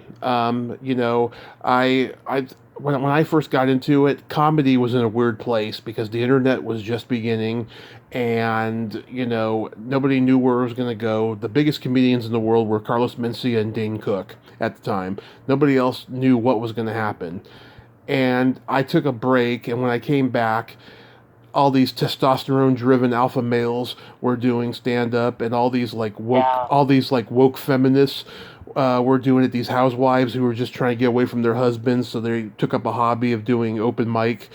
And you know, I was doing testosterone driven comedy, but only because I was trying to carve out a persona. But a lot of these women thought I was really that guy off stage, and I wasn't, and so it caused a lot of controversy. Yeah, there's a lot of drama in the stand-up comedy crowd, man. Yeah. There really is. It's really cutthroat. It is. So, you know, if I ever go back to it, I'll know what to do and what not to do. But I just, But it's fun sometimes to be in a group of comics with their friends and they're all just hanging out, man. They're so quick and fast. Really, they are. I had a bad experience with doing improv in high school that I never wanted to touch improv again. But now in the last few years, I'm thinking about maybe taking a class or something. You should. Yeah. Because I just wasn't quick on my feet to come up with something. I was like, okay, this person did this. What do I do next? Like I didn't get the grasp of improv. You know, I think that's a lot of it is that people try and be funny. You don't have to be. You're allowed to bomb. Although nowadays, I don't think I could do improv because I don't know all the pop culture references that are, you know, the now. I don't know a lot of I just don't know a lot of the names and stuff. You have to know a lot of that, but who knows? So do you still teach? I teach. I actually teach high school right now. How's it? I never wanted to be a teacher. I never wanted to be a teacher. And then I was like, well, what am I going to do now? I graduated. I got a degree. And I was going to go back to LA, but I was in love. I was just, you know, here. And then I could get a gig. And I was like, well, I'm going to have to go back to LA. And if it was meant to be, then it was meant to be. You'll come out there or whatever. And then all of a sudden I met someone who was like, well, I just got my teaching credential. And it was an accelerated course for adults at Sierra Nevada, which is a private college up by the lake, Lake Tahoe. And I go, what? And they, yeah, you can have it in a year. So I got accepted. And I remember going because we had classes at night, and they were they were young, but they were, older, not 20-year-olds. So they were a little bit older. So I'm in this class, and we're around this big, in this big circle, and it was taught by, principals and teachers, and I had actually one of the best teachers I've ever had in my life, Dixie Doherty, was, late in life, was one of my teachers there. And I remember the first night, they went around, they said, well, why did you want to be a teacher? And they started going around the room, and people were like, I've always loved children, and I've been babysitting, and then I babysat children, and I sat for children, and I love all the children, and each one of them was like, I was born to be a teacher, and children, and I love them. And I'm like, oh my God, I had never done substituting, and when I taught for this, people would cry. I was like, you got to be ready, because I will be very blunt about these, and they're coming to me, and it's like, and I love teaching, and I teach, and I have children, and the children, and I've always wanted to teach, and then I'm the last one, and I said, I don't particularly like children, and I never wanted to be a teacher, but damn it, I've got passion, and I think I'd be great for this job. For the first time in my life, I was looking, for a job. And I had never done that before. And I started looking, going, well, I was looking at salaries and looking at, like, what careers, and I'm, like, going, oh, my God, how can I do any of this? Right. It is so unfulfilling. And I'm fulfilled by acting, and yet I can't. What am I going to do? First of all, corporate America's not going to hire me, but I couldn't imagine sitting in a cubicle, right? And so I'm like, what am I going to do? And then I'm good at the show. I mean, really, honestly, if education was so fucked up, Yeah. the place I work so fucked up, I get very fulfilled. I work most of it at-risk kids and stuff, Yeah. and but it's such a mess. It's just a mess, and it needs to be. You need to start paying teachers, $100,000 a year, Yeah. or at least 80. I mean, I've got a master's, and I've got, 17 years in now teaching of all things, and I barely break 60 grand, and they treat us like shit. Yeah. And their kids aren't learning anything. It's just a mess. It's a mess. Anyway, but it's fulfilling. And there really isn't anything else. And I remember the first time I went up for a job interview, I was still, I was just started going to this credentialing class. And I remember one of my teachers, we were, having a class in one of her rooms because they were active. And I said, oh, I've got this interview, and I'm worried about it. She looks at me and she goes, just be yourself. And I thought, oh, my God, that is the first time in my life ever told me that going on a regular job interview. Yeah. And I remember I went to this job interview, and I got them laughing, and then the woman who called in the vice principal come in, and then we're talking, and they just start laughing because I was just like, just being me, right? Yeah. And they called in the principal, and I had an interview for an hour. I had these people who were just like in stitches, and they hired me at this very scary school as a long-term sub. It ended up being great because I didn't have to. My student teaching was done. I was getting paid. So I teach English, and now I just finished the Gifted and Talented Year program. So I'm teaching. I'm working for the GATE program, so I'm teaching like AP and Gifted and Talented kids, and I teach English and AP Psych, which I really love. And I help out sometimes with the theater stuff, but I can't teach theater. I can't do it. Yeah. I can't do it here. So I just help out and have fun, and it's great. That's wonderful. It pays the bills. I mean, I'm an actor. That's first and foremost, and I teach too. That is wonderful, Evonne. I'm glad that this is all having a happy present, because it's far from the end, but it's a happy present that you're in, because I see talented people like yourself from back in the day, and I'm like, God, whatever happened, and it doesn't always. I'm still acting, baby, and I'm kicking ass. It doesn't always end that way. I mean, I've heard. I'm going to do a show. To do a show in August. Oh yeah. Called Finding Neil Patrick Harris. Oh yeah. Yeah, it's about these two older pedicurists whose best favorite client, this older gay man, was talking about how he had a crush on Neil Patrick Harris. If he dies, he'd want his ashes thrown in his face, and they're really funny. And then he dies right there, and they have to go. They end up stealing the ashes from his sister, and I guess.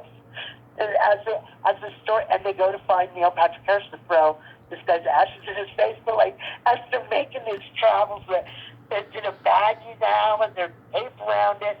I mean, I don't know if it's a new playwright.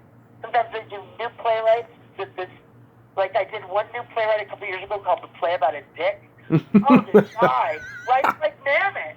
I'm telling you, the dialogue this guy wrote was unbelievably great. Oh, hell yeah. You needed to fix some things about the play, but just the last act. But, oh my God, it was great. What a great show that was. I've done some great stuff, man. Great. I'm so proud of the stuff I've done here. Yeah. And I do, if a year, there's sometimes where I don't have a part for a year, it kills me. Of course. Yeah. And I get to do so many things on stage. I just love it. And that makes me happy. That is friggin' awesome. Yeah, because like I said, I've heard tragic stories about people, who came up in the 80s, and, it breaks my heart. Sometimes I wish I had never reached out to them if I knew that it was going to be that bad, in some cases. But, Why? What happened to them? lots Their of... dreams are crushed. I mean, sometimes it's hashtag Me Too, sometimes it's, drugs, sometimes it's just, they were exposed to a world they didn't want any part of, just various reasons, but it always comes together in weird ways they didn't expect, whether it's good or bad. Well, look, I was like 40 when I decided to come up here to go to school. Mm-hmm. And at the time, my father had said he'd pay for it because I would never have gone. Of course, he didn't pay for it. And I have $120,000 worth of student loans that I never would have had. That it was at $80,000 when I started it, and I've been paying it off, and it's $120 now. That's how bad student loans are, and it's dead. Yeah. It's awful. But I wouldn't have had that. But that's a whole other story. That might. And I remember I started to cry because I thought if I left, I'd be a failure. I'd be quitting, and I cried. Because, and then he was like going, no, you're just putting it on the back burner. And I used to struggle with it for a long time going, what am I doing here? And, because my purpose is acting. Mm-hmm. My purpose isn't necessarily Hollywood or getting paid, but my purpose is acting. And I don't have the award because I haven't gotten the part. Otherwise, I'd have it. I mean, if that's what you judge it by. And let me tell you, what people judge my success is those sitcoms that have nothing on the plays that I've done and the original plays that I've done. There's just no comparison. The hardest part about most of those was how do I make this shit funny? I mean, it's just so, so sitcom-y then, but not the case today. But that was what people thought, well, then you must be good. But it's like, you think that makes it good because I'm on television or because I'm making money?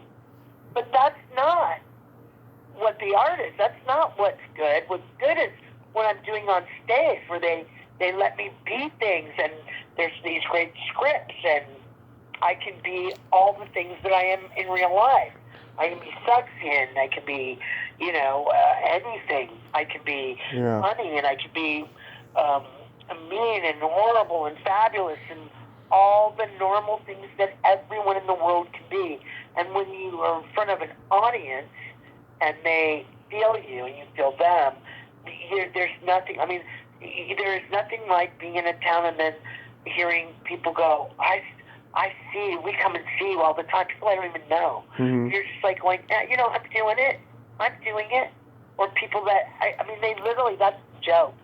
Somebody was talking about the play I just finished called Born in a China Shop. Yeah. Which was about Mary Emma Woolley, who was the president of Holyoke College in 1900.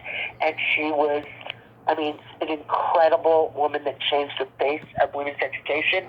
And she was a lesbian too, and nobody knows who she is, and none of us can believe we've never heard of her.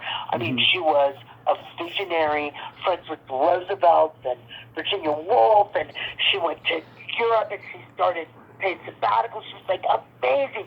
Was one of the 60 letters that went out from W.E.B. Du Bois to start the NAACP. She was like for all women. She's like amazing human being.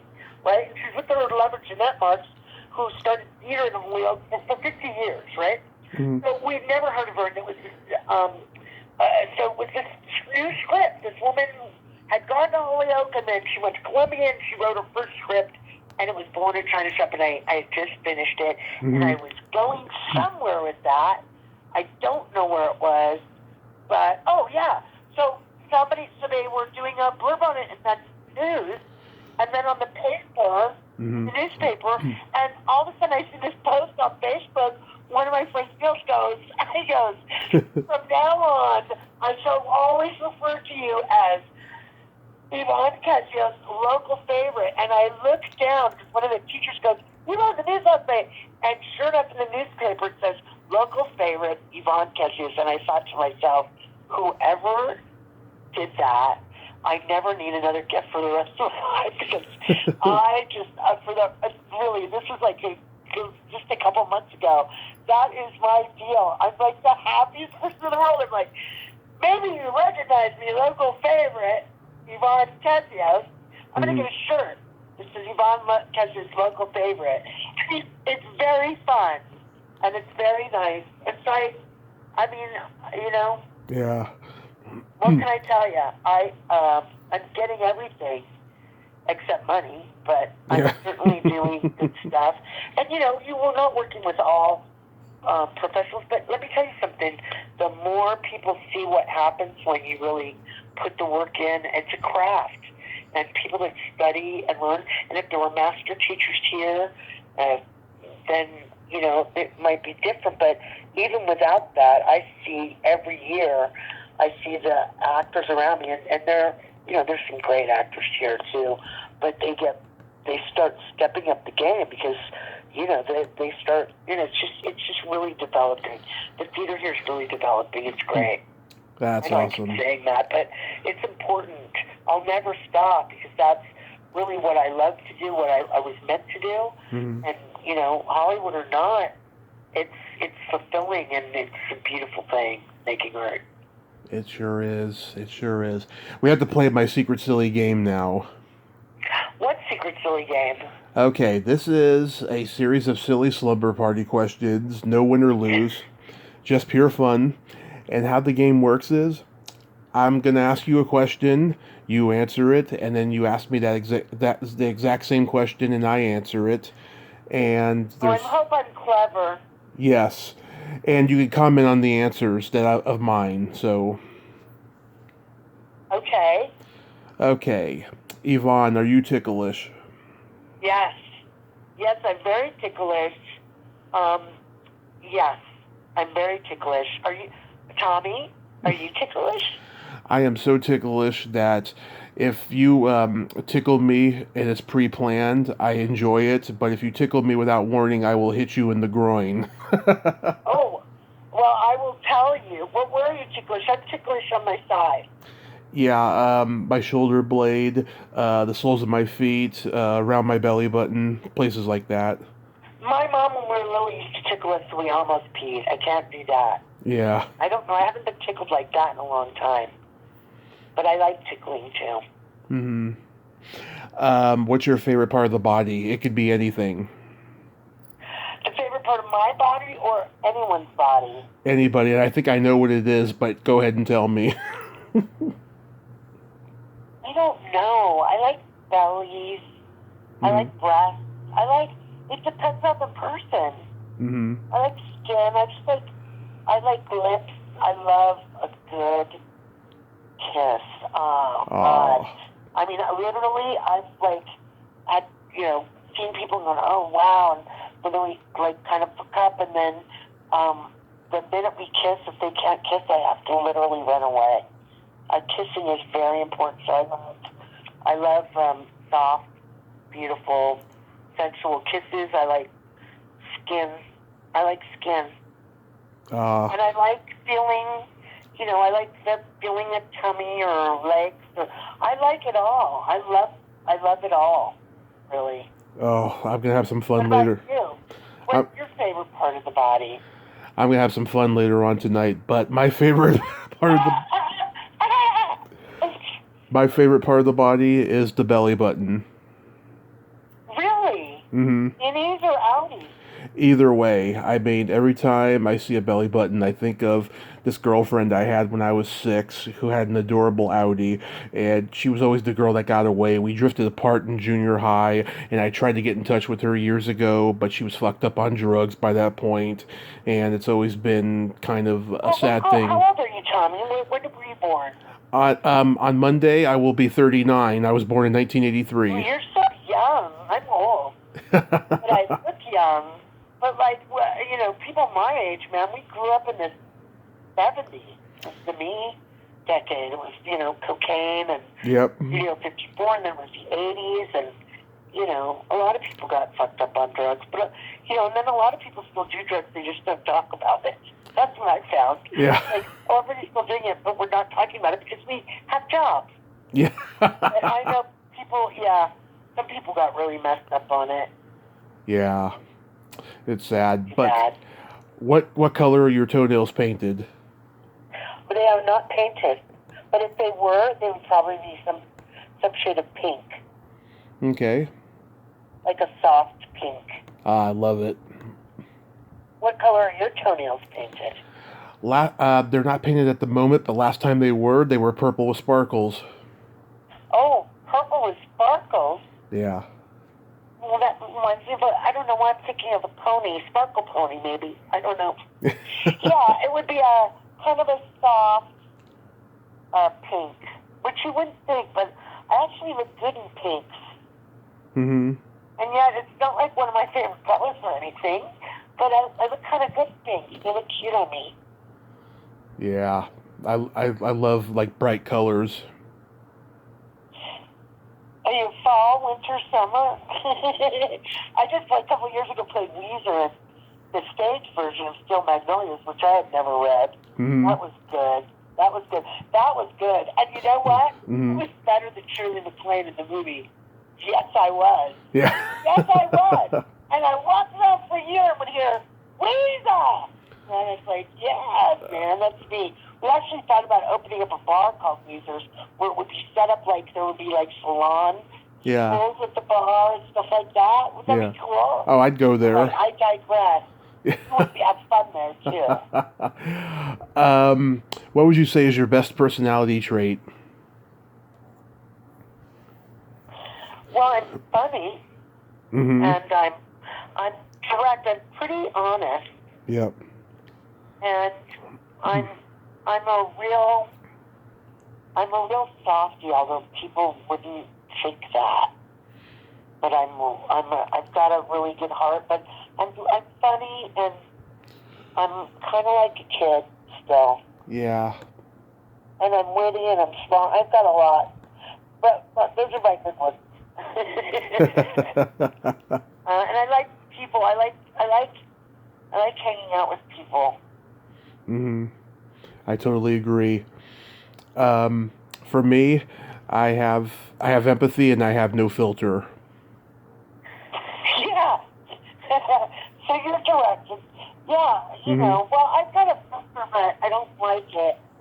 I mean, I'm not mean to people, but, with acting, it's funny. If you played an instrument and you got up on stage with a band and you could keep a beat, they would go, man, you can't keep a beat, so you need to go and practice. We need to get somebody that can. No one would freak out. But, man, if you tell someone, like, you're not doing this right, you need to go and study, it's all so personal. And I'm like, it's not personal, but everybody thinks they can act.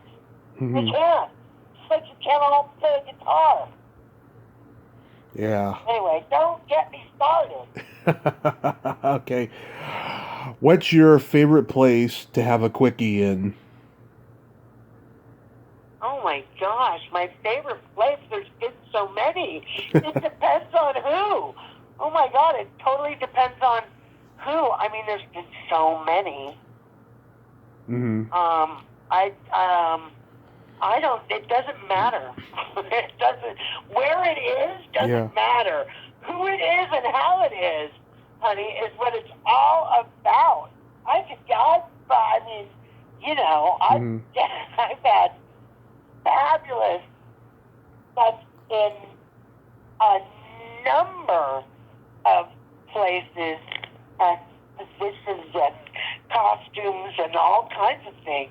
Nice. And it's all about being in that universe unto ourselves with abandon. Hot Monkey said, I just love being with abandon. Like there's no one else in the world. Yeah. Oh my God, it doesn't matter where it is. It's who and what and how, I guess. Yeah. And that's my favorite. My favorite is just when we are it's just with abandon. I guess it's passionate and sensual and with abandon. I used to love. I need a date. Oh my goodness. I used to love to do it in the back of a movie theater. You know, I'd be with a girl and she'd be wearing like a short skirt, and I'd finger her in the movie theater. Don't finger her. Don't say finger her. That sounds so gross. Hey, And you would, it's consensual. grab the side of her. It's consensual. Or whatever. I know, it's just out of the word, kind of like in a movie theater. Yeah, I totally. Yeah. That's good. Well, you're very specific with your fantasies. Oh yes, I'm very open. And then It's very open, kind of fun. The feeling of it. Well, I can get specific, but not that specific. Because I'm just more of a big idea kind of person. well, I'm an idea man. that's why you're creative, you know. And then my favorite question: is there a stinky smell that just makes you gag?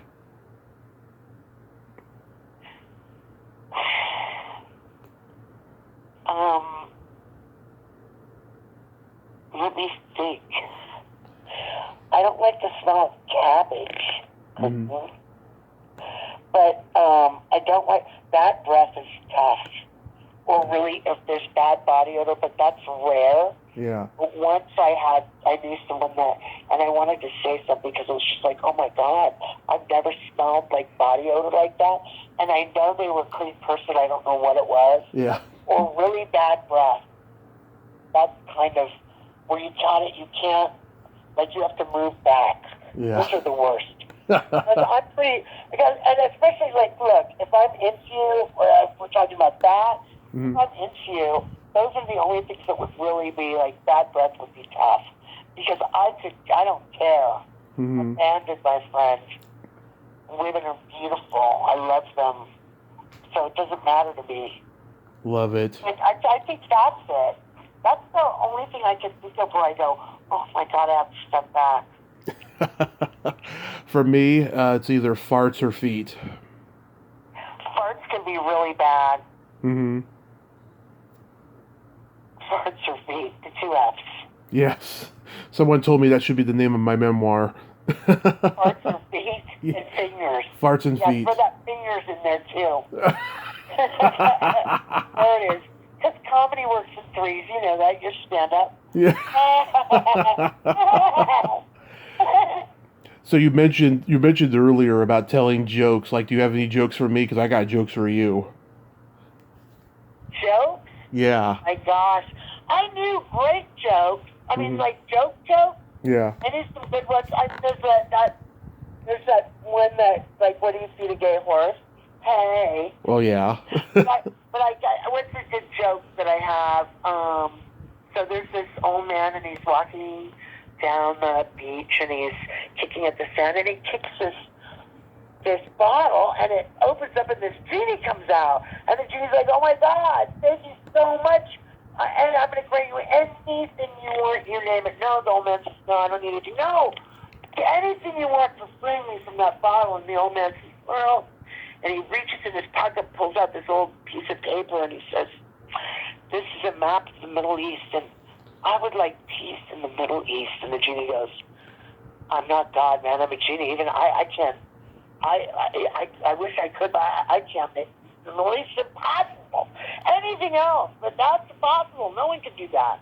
Mm-hmm. The man puts it back in his pocket, and he goes, come on, anything else? And he goes, well, then I'd like, when I got home tonight, for my wife to give me a blowjob. And the genie says, can I see that map again? And then the other one has a genie. I just know some genie jokes right now, which is, this guy walks into a bar. It's a really weird kind of Twin Peaks bar, and there's weird piano music, and he looks over and he sees this little dwarf little person on the piano, really small, playing the piano, and then he sits at the bar, and there's some strange characters, and down at the end of the bar, he's like, the bartender comes over and he says, what can I get you? And he says, well, this is a weird place, and am I seeing things, or is that a genie at the end of the bar? And the bartender goes, yeah, but do yourself a favor. Don't ask him for anything. Don't ask him to grant you any wishes. And he goes, well, why not? And he says, well, do you think I wanted a 12-inch penis? Love it. Those are stupid. But I know there's these other ones that are really funny, and I just can't remember them now. Okay, let me What tell. are your jokes? What do you call a boy that doesn't masturbate?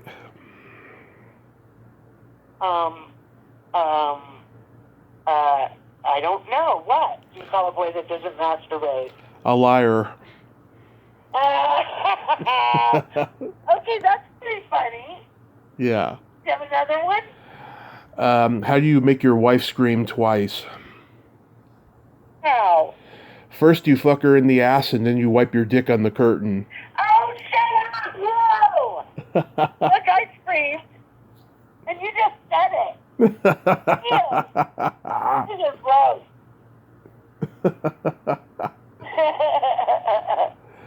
Okay, everybody knows the old nursery rhyme. There was an old woman who lived in a shoe. She had so many kids she didn't know what to do.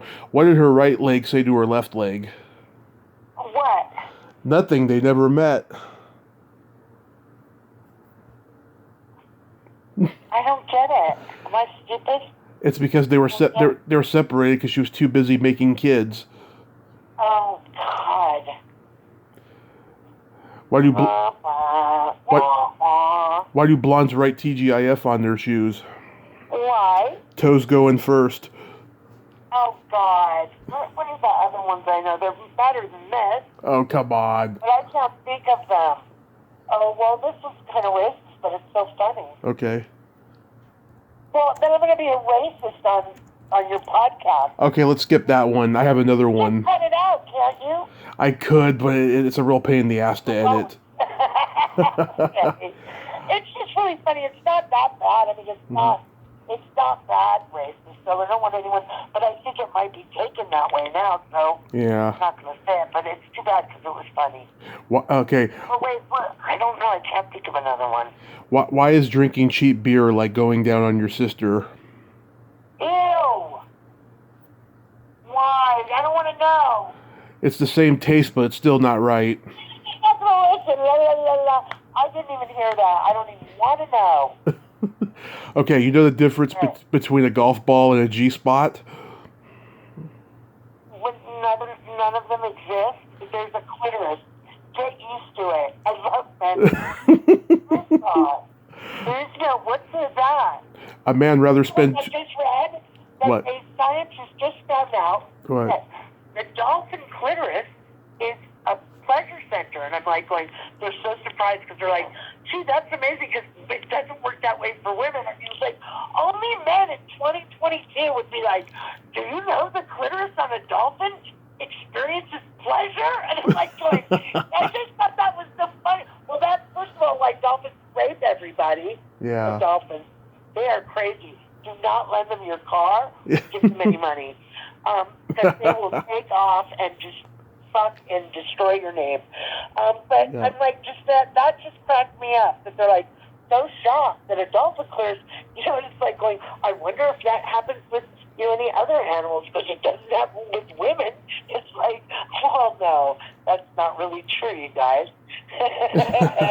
Anyway, what's the difference between a golf ball and what is it? A G-spot. A G-spot. What? A G-spot. A man rather spend 20 minutes looking for a golf ball. No shit. 'Cause Yeah. he just has to focus on the clitoris. Right. Don't worry about the G-spot. Right. My thing is like, unless it snaps up and you toss it on the side, I don't really need it in my bed. But I'm chink. Evonne, I mean this sincerely. Not only have you been a fantastic guest tonight, but I am so drawn to your energy. I really want to be friends with you. Well, I kind of feel like, oh my God, is it 10 o'clock? It's almost there. I do not even talk on the phone like this. I just had a great time, Tommy. Thank you so much. You just made me feel really great. And It was really nice. It was really, really nice. And we are friends. We are now. Yes, you've been so terrific tonight, and you've made me feel great after I had a shitty day today, but it's making me feel very hopeful, and I'm quite... Well, I think you should be. And you know what? Mm-hmm. Try some new shit, you know? Yeah. Try some new shit. Because I think there's stuff out there that doesn't cost a fortune. And if you're writing stuff, man, Mm-hmm. send it out there. I think that's a real talent. And I just think you should do it. Or just fucking get a camera and shoot stuff. Just do it. Yeah. The more you do, it's like I think of a water wheel. Mm-hmm. I always tell people, if you just start doing it, it kind of brings stuff to you. Don't just write it and not do something with it. Send it out or make a movie or send it over to me and I'll give it to people. Write a play. You know, there's theaters and people in all these little places between LA and New York that would be more than happy to film a script of yours. Mm-hmm. You know, just because that's what they're doing. It's not for anything, but maybe then you enter it into something. Who knows? Who knows? But I've really enjoyed this, brother. And you just, you know, you're talented and you're tenacious. And is there another keyword? You're Tommy. Talented, tenacious Tommy. Oh. You made me like $1 million, and I just had a really good time talking to you tonight. I really did. Thank you so much. Yes, you are. I'm glad I was a good guest. I wasn't worried about it. No, you know, a lot of people who get worried about it. No, they end up being one of the best ones, and you definitely are one of the best ones. Thanks, buddy. Yes. So you have yourself a great night over there, and stay safe. And yeah, let's exchange emails so I can send you that script. Yeah, well, I can tell you, I'm Beware of Greeks at hotmail.com. And if I ever have a production company, that's going to be the name of it. Beware of Greeks. Hey, listen, when is this going to go on? I'm going to upload it as soon as we're done here, and then... And then how do I get there? Oh, I'll send it to you. I'll tag you on Facebook. You will? Yeah. All right. And also, too... Thanks so much. What? Also what? Also, too, you know, I haven't been to Nevada in 18 years, but if I ever go out there, let's get together. If you ever come out here, you got a place to stay. I'm right by the university in downtown. I got a guest room because I'm like kind of like adulting. Awesome. You always got a place to stay, buddy. Seriously. Awesome. Great. Right? Great, because the hotels out there are fucking insane. Oh, man. My house is great, actually. Mm-hmm. It's just so cozy and cool. And we'll have like a little fire. That's where I was most of the night, was sitting outside. Just like under the trees with a little fire going in my fire pit. Because that's what I love, baby. Awesome. Well, have a great night and be safe. You too, Tommy. Love you. Love you too. Bye, Red. Bye-bye. Well, there you have it. Evonne Kezios. Ain't she a sweetheart? I knew this was going to be a 2-hour conversation. That's why I prepared to have 2 phones here, because I knew one of them was going to die in the middle of it, and I wouldn't have it any other way. She is just fabulous and awesome, and I'm so glad I got closure onto what happened to her, you know, because she is a funny lady. Go on YouTube and watch her on Double Trouble and Greatest American Hero and all those shows she was on. She is very funny, and the world needs to know who Evonne Kezios is. Well, until next time, this is Tommy Throwback Kovac saying there's no shame in living in the past, because the present sucks. Later, dudes.